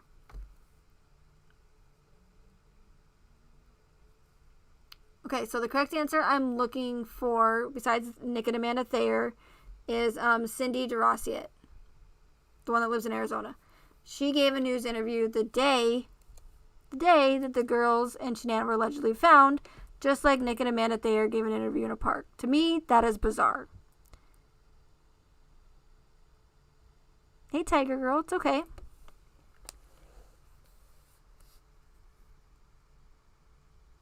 And I won't get into all that. I'm sure I'll bring it up again. But hey, Mary. But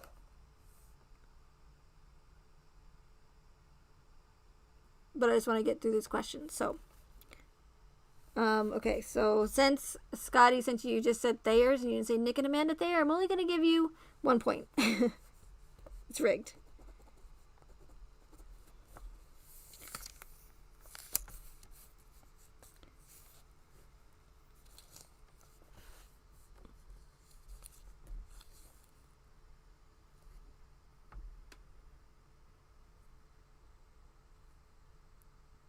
Question 21.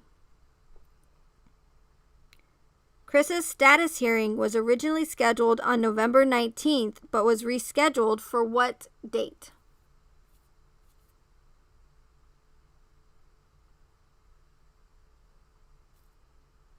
Chris's status hearing was originally scheduled on November 19th, but was rescheduled for what date? I'll accept 2 answers for this.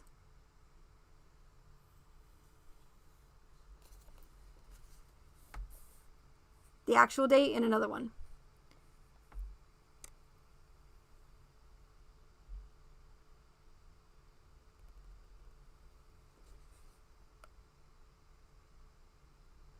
Election day, yep.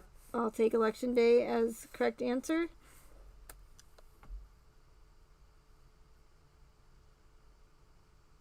And it was actually moved to November 6th. Christy got it. Yep, nice. All right. I will be right back, you guys. Give me 1 second. Sorry.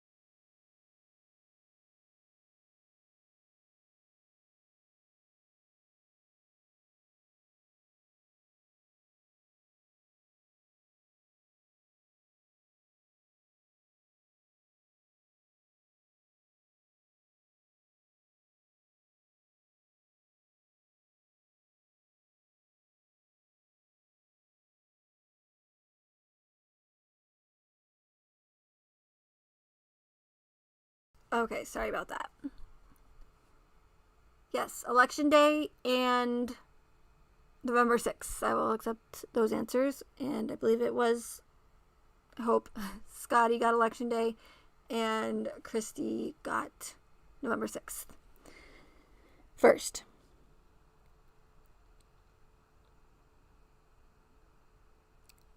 Question 22. What footage should have been released with the original discovery but was not released until months later? What footage should have been released with the original discovery but was not released until months later?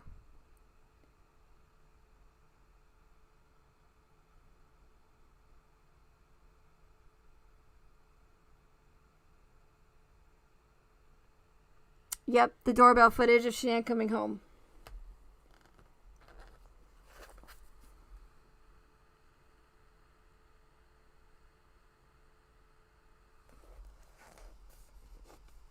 Dang, Scotty even comes in late. Yep, the Vivian arrival footage, yep. Why wasn't it released? Why was that not released with the discovery in the first place? Why is it that they always release, some sort of breaking new information, or some new information always comes out when the case seems to die down, or people begin to question if the footage even existed in the first place? And not only that, but also people started to question Shanann's BAC level based off of the autopsy. You can't have Shenan looking bad, right? So the DA had to come out and clarify that she was not drunk or drinking or under the influence. Yeah, it did. It took time to get it just right. And why do you think there's so many discrepancies with that footage? Because it's not from the 13th. Exactly, Stephanie, it's not. And there's so many people and so many creators out there, not so many, but several creators that will say that Nate's footage is fake, that Shenan coming home is not from that night, that was manufactured, or that wasn't it, or it was staged. So if that can be staged, if both of those can be staged, if several things in this case don't add up, many things in this case don't add up, what else could they have possibly staged or faked about this case? Could they have possibly orchestrated the entire thing? I mean, really? It's like they're saying one thing, but then they're completely denying my theory. Hey, Chica. It doesn't make sense to me. It's like, oh, no. It's that footage of Shenan coming home is definitely fake. It's definitely staged. And Nate's footage is definitely staged, which I've been saying for months. Years. Not years. But whenever I put my video out, that I mentioned it. Hey, Ara.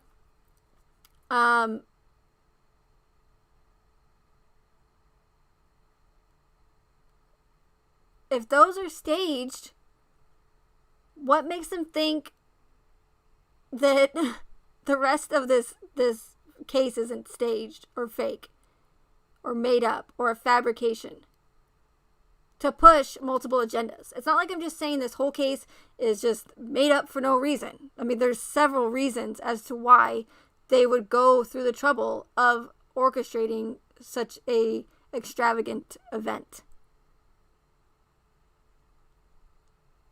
So again, why wasn't that footage released with the discovery in the first place? They are cherry picking what they want us to see, what pushes the narrative, and they also don't have to show us all of the evidence to convince the majority of people that the event actually happened.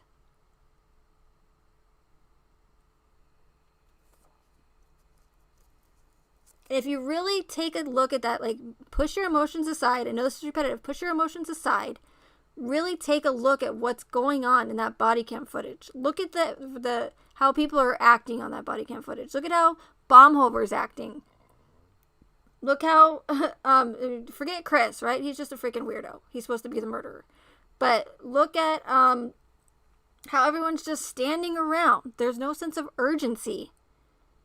No one's asking questions. Okay, obviously Shanann's not here.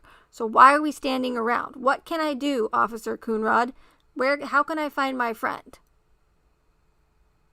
We don't know what happens off of Coonrod's body cam footage. We don't know anything that's going on. Hey, Amberly. We don't know anything that's going on when, they're not in front of Officer Coonrod's body cam footage, which is probably why the purse ends up on the counter when it wasn't there before. And, and then Coonrod's over at Nate's, and who knows what everybody's doing over at the house, moving shit around. It's the world's a stage, you guys. And with this case, we all got front row seats to the show. And people need to realize that. I mean, seriously. And with all due respect, people really need to wake up about this case. No matter if that means that you have to admit that you've been duped, either way, if it's a cover-up, if you want to believe it's a cover-up, or if you want to believe the whole thing was manufactured, if it was orchestrated, either way, we are the victims. We have been duped. Okay? And I don't understand why so many people are sticking up for two families that they've never even met or know anything about, that we've only been told what they've told us, what law enforcement has told us, and what the mainstream media has told us. But yet people will fight back and forth. They will be divided and fight. Oh, I'm pro Watts. I'm pro Ruseks. No, the Watts are victims. The Ruseks are victims. Shanann's a victim. No, it's like, it drives me crazy. And not only that, but 3 years later, I mean, it's insane. Hey, I'm a sea monkey.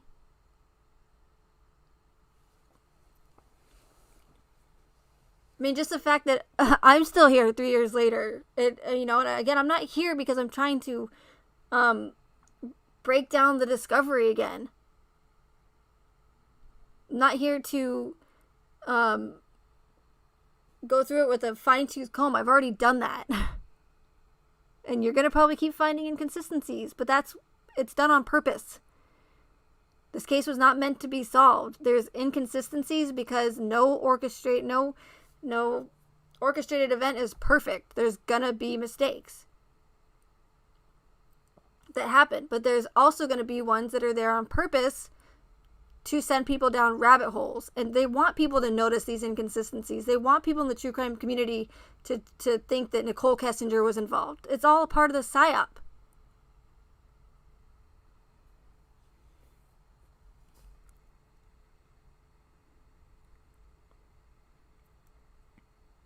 So back to that last question, the footage of Shenan coming home should have been released with the original discovery in the first place. Why wasn't it?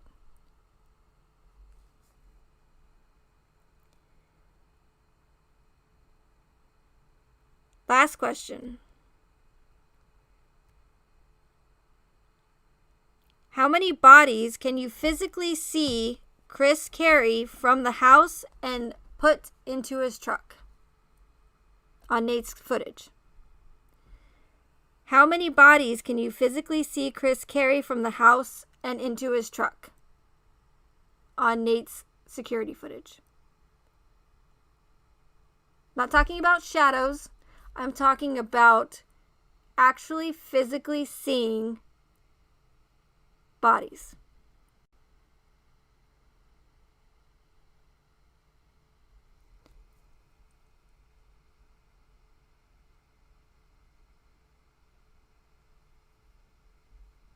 Zip, zero, nada. Yep, exactly. Looks like Scotty got it right again.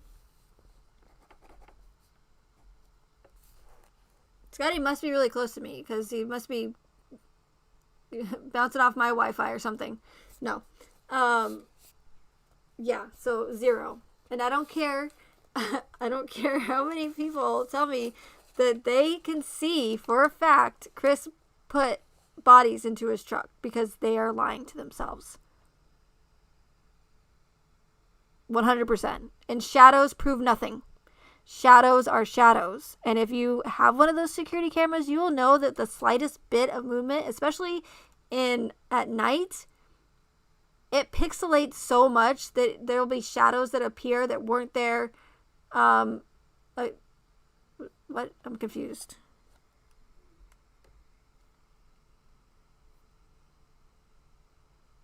Hey, Marigold. Hey, Muck Boys.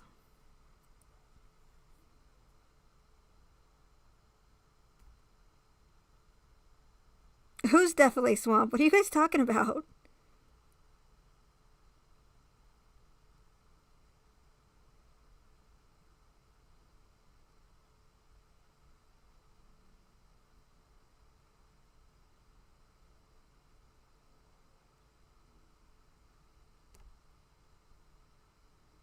Hey, Shay.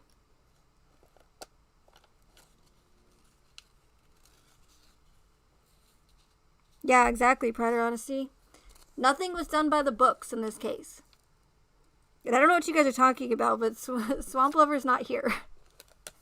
Or he's not under an alias, if that's what you guys are wondering.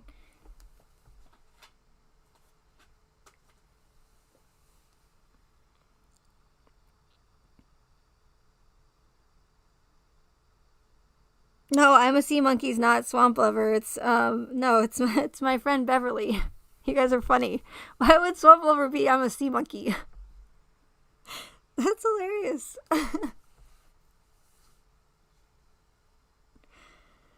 Oh, yeah. Yeah, bad. The world is a stage. Beverly, they think that you're Swamp Lover. That's so funny. You guys are wrong. You guys are great at trivia, but you're wrong. I know Sea Monkey personally. Yeah,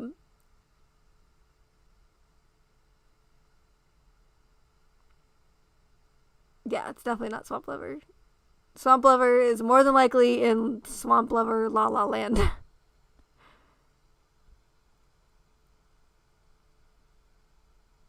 Yeah, exactly, Michelle. If you watch that body cam footage of, hey Alexis, of them transporting the evidence, if you want to call it that, from Survey 319 to the forensics lab where the drying locker is, it's so ridiculous. I mean, it's yeah, Beverly, I know you don't love swamps. I know that for sure. She loves chicken and her dog. So, the evidence handled on that body cam footage it's so ridiculous. I mean, one, you don't have a forensic technician there to make sure that the evidence is handled correctly and it's not tainted when it's being taken out of the bags. You have Bomb over on the phone that if you use headphones and you turn the volume all the way up, you can hear him literally telling Officer Perez that I think it's Perez. It's Palencia and Perez. Officer Perez to literally either brush the dirt, which is evidence from Survey 319, on the floor or in the trash can. But if it's on body cam footage, it must be real, right? It has to be. If we saw it on body cam footage, I mean, it's police officers transporting evidence from Survey 319 to the forensics lab, and they show it all. It must be real. No, it's not. It's a show. It's a part of the psyop. It's all put out there for us to see to make it feel like it's real, but it's not. Just because you see evidence being handled on a movie set, or I mean in a movie, does that mean it's real? No. I get it, because law enforcement and the government told us that it's real. Because they're the ones releasing, because they're higher authority, right? No. It doesn't mean that. At all. But the majority of people will watch that body cam footage, whether it be once or multiple times. They'll watch it and they'll believe it's real without ever asking questions, without ever doing any research on how to handle evidence. And you don't have to even do research to know that that probably isn't the best way to handle evidence in a quadruple homicide case, or any homicide case for that matter. Hey, Courtney.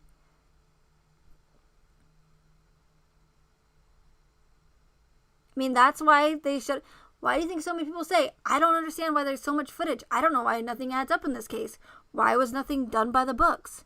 Why was the case open and closed in a matter of 3 months? Why did they stop investigating just because Chris Watts pled guilty? because they don't have to do actual real investigation or real crime scene, analyzing a real crime scene or forensics to convince the majority of people that it actually happened. So they cherry pick what they want to show us. They release what seems like a lot of information, but 1,960 pages really isn't that a whole lot of information, and there's a whole lot of filler. And over 230 pages of that discovery are letters that women wrote to Chris Watts in prison, allegedly in prison.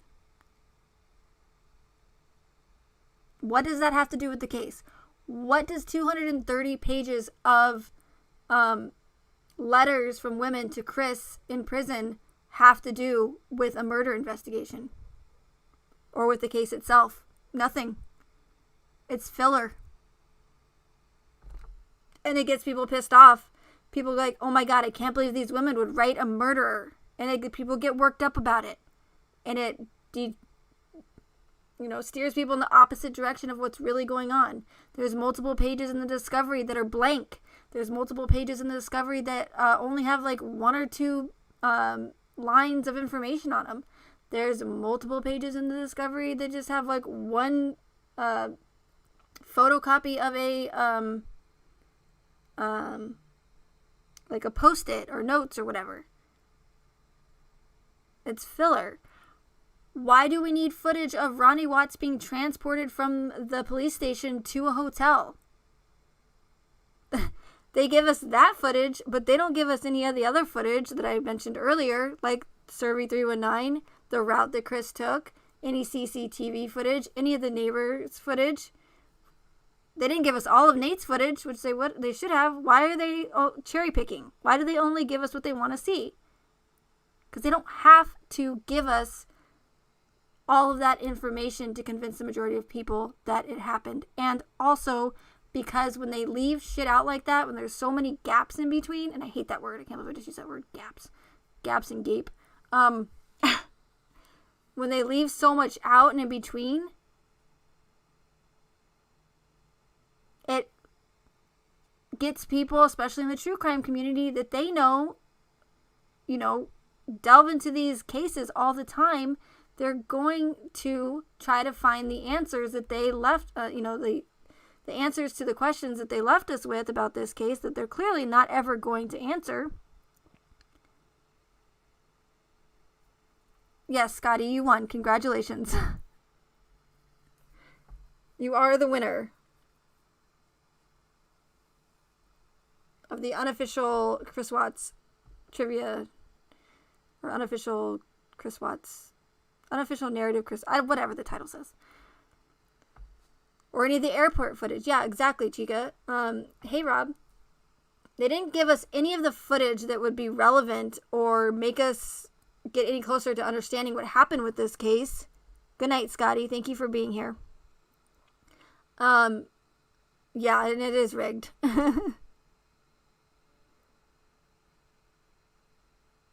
Don't worry, Christy. As soon as Scotty leaves, I'll award you the winner. You're the real winner. I'm just trying to make him feel better.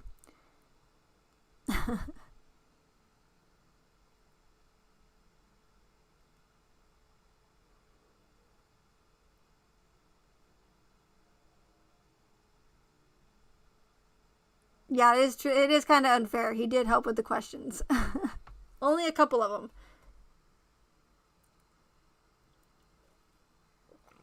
Kelsey. Yes, I agree, Chica. Exactly.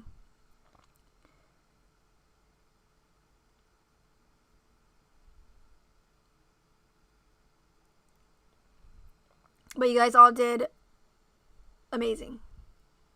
And you guys got multiple answers to those questions as well that I wasn't even expecting you guys to get. So, yeah, I know. I told you it's rigged. Life is rigged. Life is a conspiracy.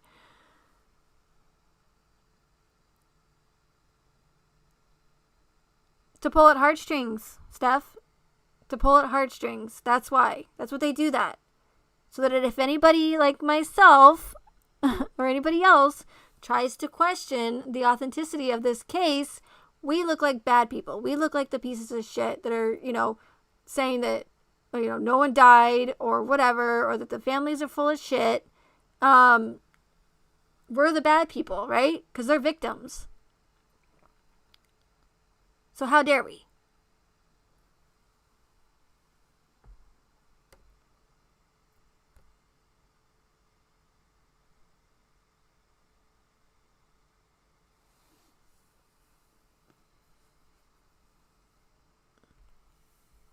No, you've not been duped by me. But think for yourself. I'm not going to tell you one way or another. No. And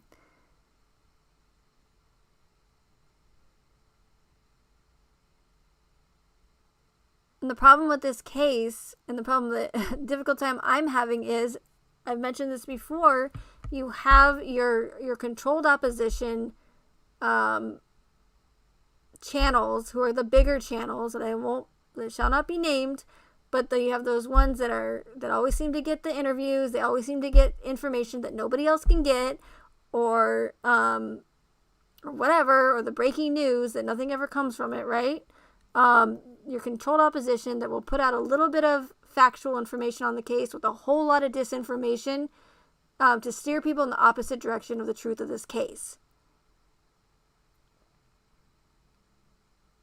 That's why it's so important to think for yourself and do your own research, because it doesn't matter how convincing a channel creator is. It doesn't matter if they say all the right things. It doesn't matter how many times they tell you, this is my opinion, they think this is what is happening, or if they tell you what you want to hear, they're telling you that Nicole Kessinger is being investigated with no evidence to back that up or proof. Saying that the case is still open and that they're investigating other people or accomplices, the 2, 3, 4, 5, 6, 7, 8. I don't know how many accomplices are now supposedly in on it, right? Doesn't matter how convincing they are. Ask questions. And if you're getting censored or you're getting blocked or timed out from these channel creators for having a difference of opinion like I am now, from my fellow true crimers, right? Yeah. So much for that, right? If you're getting timed out, if you're being censored, if you're not being allowed to voice your opinion on these other channels because it doesn't match up with that certain channel creator, then you have your answer right there. And what they're telling you is probably bullshit. Because you won't see me censoring anybody on this channel, on my channel, for simply having a difference of opinion. Or just because they don't agree with my theory. I'm not here to sway anyone's opinions. At all. I'm here to give you the information that I've learned over the years and tell you why I was able to spot this case for what it really is, where many people cannot.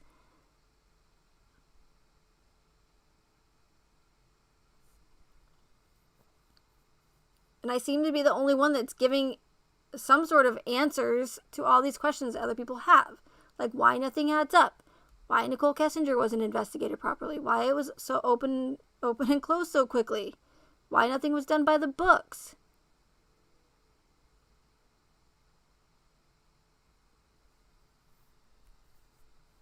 But you have your controlled oppositions, like I was saying, to steer people in the opposite direction and manipulate people. Then you have your other channel creators who are just milking this case for everything it has, knowing that it brings in views and it brings in money because their channels are monetized.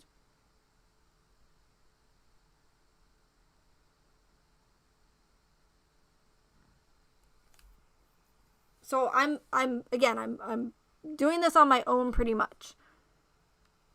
Because I'm the only channel with this theory, or who's actually, there might be some other people like that have put out a video or two or here and there or whatever about, or on other platforms saying that it's a hoax. But I'm the only one that's literally spent, over 2 years, almost 3 now. I didn't start covering it, right when it happened. But, I've, picked through that discovery just as much as anybody else has, if not more. So I don't want people to think that I'm just saying, hey, it's all fake. I haven't done any research. Because that's not the case at all. If you look at my channel, I have video after video after video, live stream after live stream, providing, I believe, in my opinion, more than enough evidence to back up my theory and to back up what I'm saying. I'm not just throwing, pulling shit out of my ass. But if it doesn't fit their narrative,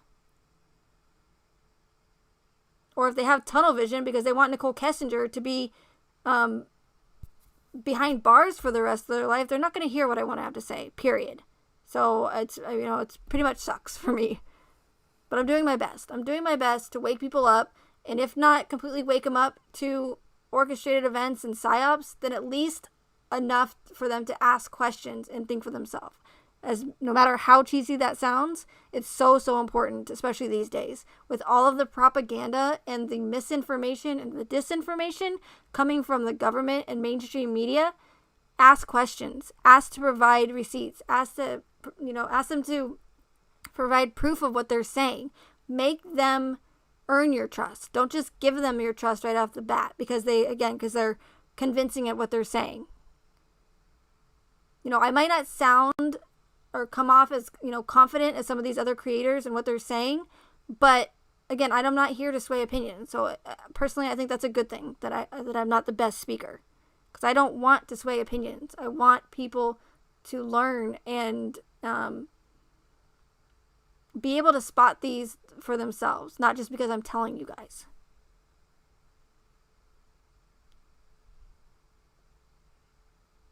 And I know it might be an echo chamber, because I know that I get, a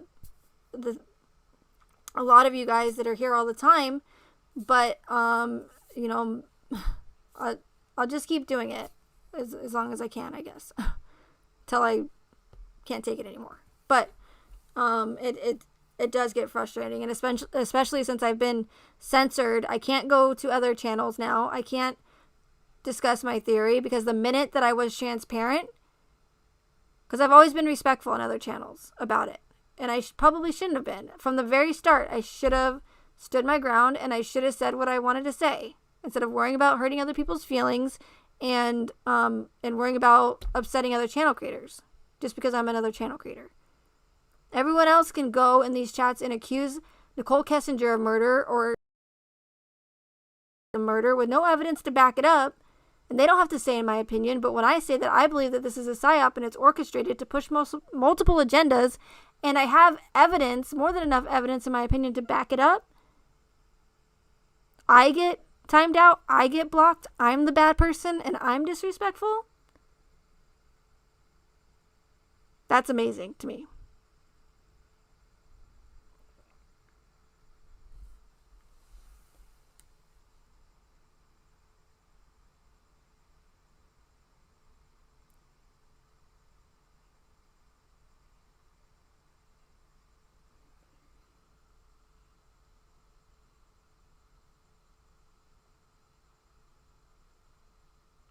Yeah, exactly, Chica. And so many people are like, why can't I get away from this case? Why am I so infatuated? Why are so many people infatuated with this case? Why does it keep pulling me back? Because that's all part of the psychological operation of it. And again, if everybody knew that it was a psyop, then these psyops probably wouldn't be very successful, but they are. And just because, and when you're able to spot these psyops and these false flags, if and when, they're very, for the most part, easy to spot. And there's some of them where they're so ridiculous, it's laughable on how easy it is to spot. You just have to have that one, whatever it is, event, or if it's the symbolism, or if it's the patterns, if it's some, whatever things from listening to me. It just takes that one thing to really open, someone's eyes to what's going on. And once you do, again, they're very, very easy to spot for the most part.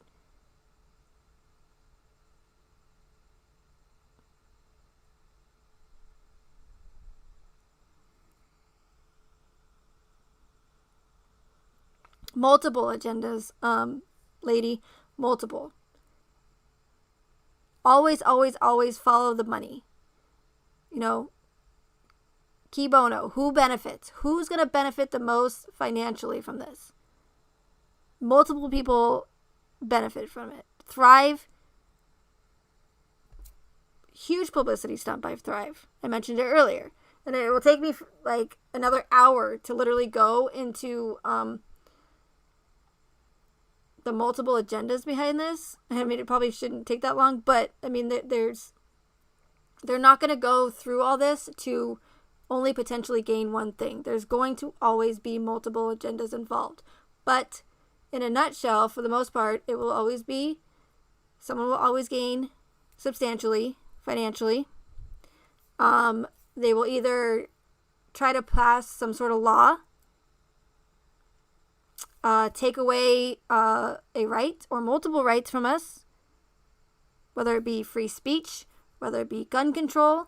They will also try to induce fear. These orchestrated events usually will always have some sort of fear being pushed. Because the best way to control people is with fear. Because when people are scared, when people are upset, or they're emotional, they don't think logically. All that logic goes out the window. And that's why these cases are so tragic. And when you have all these emotions involved, you're going to have, your judgment's going to be clouded. Is that the right word? Clouded?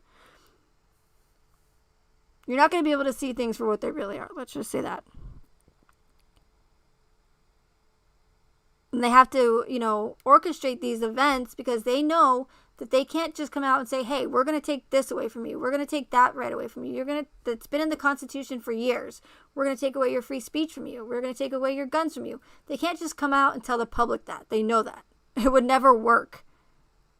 You can't just tell the masses that they're going to take away rights the way that they've had for years. So they have to orchestrate these events and use that Hegelian dialectic that I talk about all the time to trick people into literally giving up their rights. So they create the problem. We then react with the fear-based reaction, right? Say, stop these school shootings, stop these victims family members from being harassed and being sent death threats and doxxed, and even though there's no evidence to back that up either, stop this, stop that, something must be done. So we turn to them for a solution, not realizing that they were the ones who actually created the problem in the first place. Then in comes the solution to that problem. So we're actually essentially, we're giving up, we're begging for our rights to be taken away. So when you hear all these people demanding demanding gun control, right? After these school shootings and these terrorist attacks, saying do something about all these school shootings, they think that they're actually doing something beneficial for society, but in reality, they're actually giving up their rights to be able to have protection in your home, to protect your family with, whether it be from intruders or whatever the case. So these people on social media right now that have all these thumbnails saying that YouTube allows abuse, they are going to be the ones that are going to ruin it for the rest of us, because they're literally saying, hey, YouTube is allowing this abuse of victims. This platform, these major platforms are allowing this. Do something about these family members in this Watts case or any other true crime case. Stop them from being harassed. Stop the victim bashing. Stop the victim death threats that they're claiming. Do something, YouTube, Twitter, Facebook. So when they think they're doing something beneficial, they're actually they're actually begging for the rights to get taken away, and that's free speech. You guys are going to wake up one day, and I've said this before, you're going to wake up one day and you're not going to be able to go and talk about your favorite true crime channels or cases. You're not going to be able to say that this person did this or that or that. They're trying to get rid of any independent news outlets or sources or journalism off of social media, and especially the ones that question the official narrative of these tragic events and the inconsistencies in them. So when the Ruseks are going from channel to channel to channel instead of staying off of social media like they should, because they know every time they show their faces, all it does is make people want to talk about the case more, and they're using this victim card bullshit, saying we're victims, boo-hoo, poor us, we've been doxxed, we've been harassed, going on 3 years now.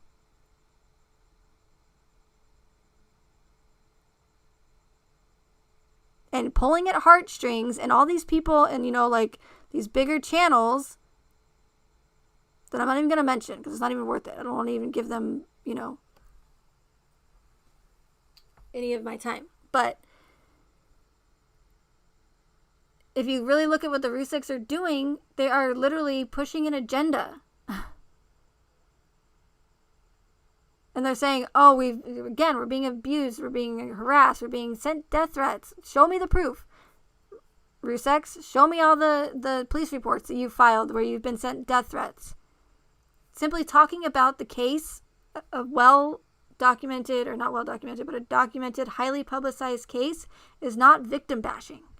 But they want you to think that. The Honor Network, who works, advocates for these so-called victims of these tragic events, they want you to think that simply talking about a highly publicized case, true crime case, is victim bashing. It's not. They are trying to get rid of free speech on social media. The censorship is been going on for a long time, but now they're doing it in the true crime community, and I can see it clear as day. Especially with that Summer Wells case. Why do you think there's so much interaction from the family members like Dawn and Candace, and they're all interacting on social media instead of out looking for their daughter? Because they're pulling at heartstrings. They're distracting people. There's already news outlets that are, and even the family members of Summer Wells are saying, oh, we're being doxxed, we're being harassed, we're being accused of doing something to our own daughter. Well, then stay off social media and stop giving people a reason to think that you're guilty of anything. They're pushing an agenda, in my opinion, clearly.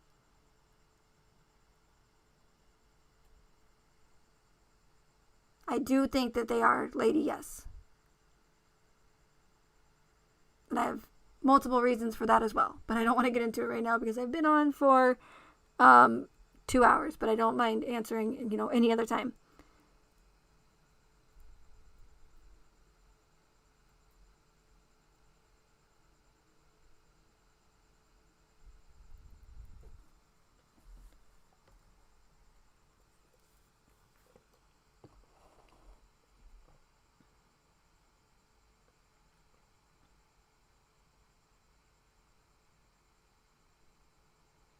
Oh, and the whole, speaking of donations, the Ruseks going after that big channel creator, that bigger channel, I wouldn't say big, that bigger channel creator in the UK, the whole, oh, we're going to sue you for defamation and blah, blah, blah, blah, blah, and we're going to, anybody that goes against the conspiracy theorists, we might have to bring the law into it.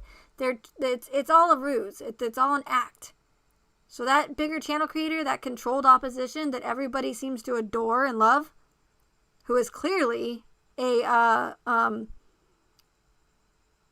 manipulator and a liar, and I don't care, I'll say it, I don't care how many of their viewers don't want to hear that, because thankfully for me, I don't fall for the manipulation, because I can see right through it. Other people, unfortunately, are falling for it. But the whole, again, Rusek thing with that banter back and forth, and we're going to sue you for everything you have, for even though they haven't said anything bad, and that's for a reason. But anyways, to not confuse you, It's all a front. It's a front. It's to scare people into thinking that they can't talk about a highly publicized case and the inconsistencies, one that clearly has many red flags and inconsistencies in it. They're trying to scare people.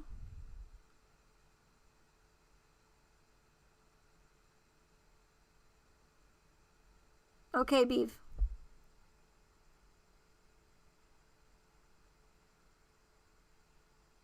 Since you asked so nicely.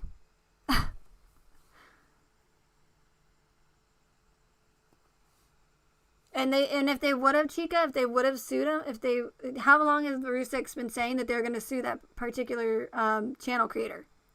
For a very long time now, and nothing has happened. Where's all the money gone to all these lawyers? Can you imagine if for some miracle I was able to get through to people about this case, and if people knew that they donated their hard-earned money to these so-called victims? Can you imagine how pissed people would be? Infuriated they would be? I know I would be. To find out that they were scammed out of their hard-earned money and donated it to these victims. But they can't let that happen. That's why they got to pull at heartstrings. That's why Nicole Atkinson's doing the same thing. Call me heartless, call me whatever, but I see right through it too. We're going to be partners in crime, Rob? Okay. I need a partner. I need help. Because I need all the help I can get. I'm pretty much doing this on my own.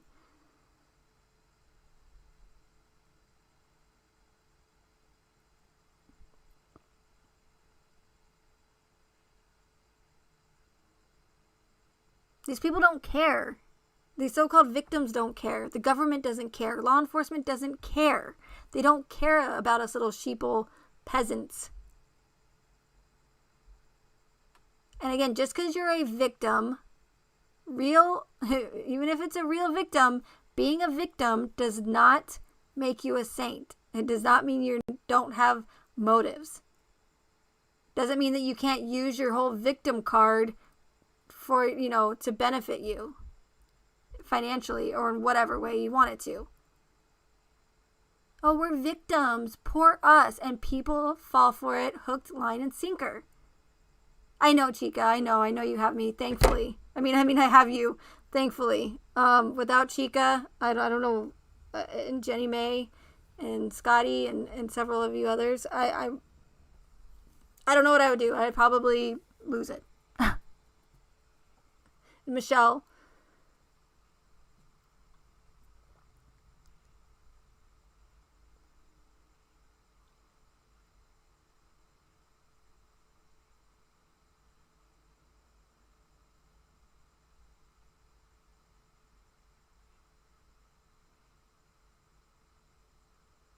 And yeah, they will use fear all the time.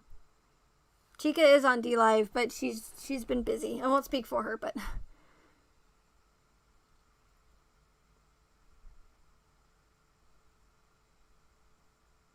So I know I'm just getting repetitive again, but I did want to do this trivia to see if you guys are paying attention. When I do repeat myself over and over again, I will probably do it again sometime. I just threw it together tonight, pretty much. But yeah, you guys all did great. So, yeah, thanks everyone for being here. And I have to end this because I can tell because my voice is getting all raspy. So,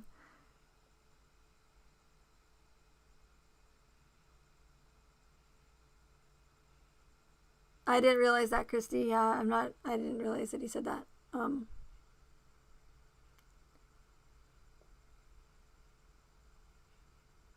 I don't know where she is, Scotty.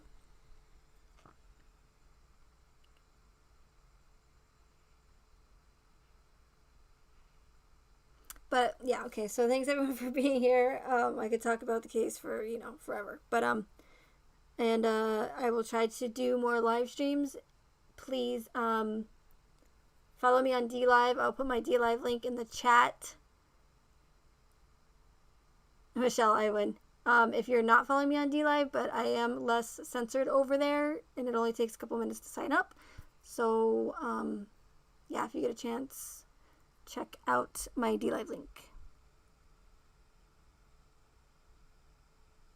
Good night, lady Sarah. Thanks for being here.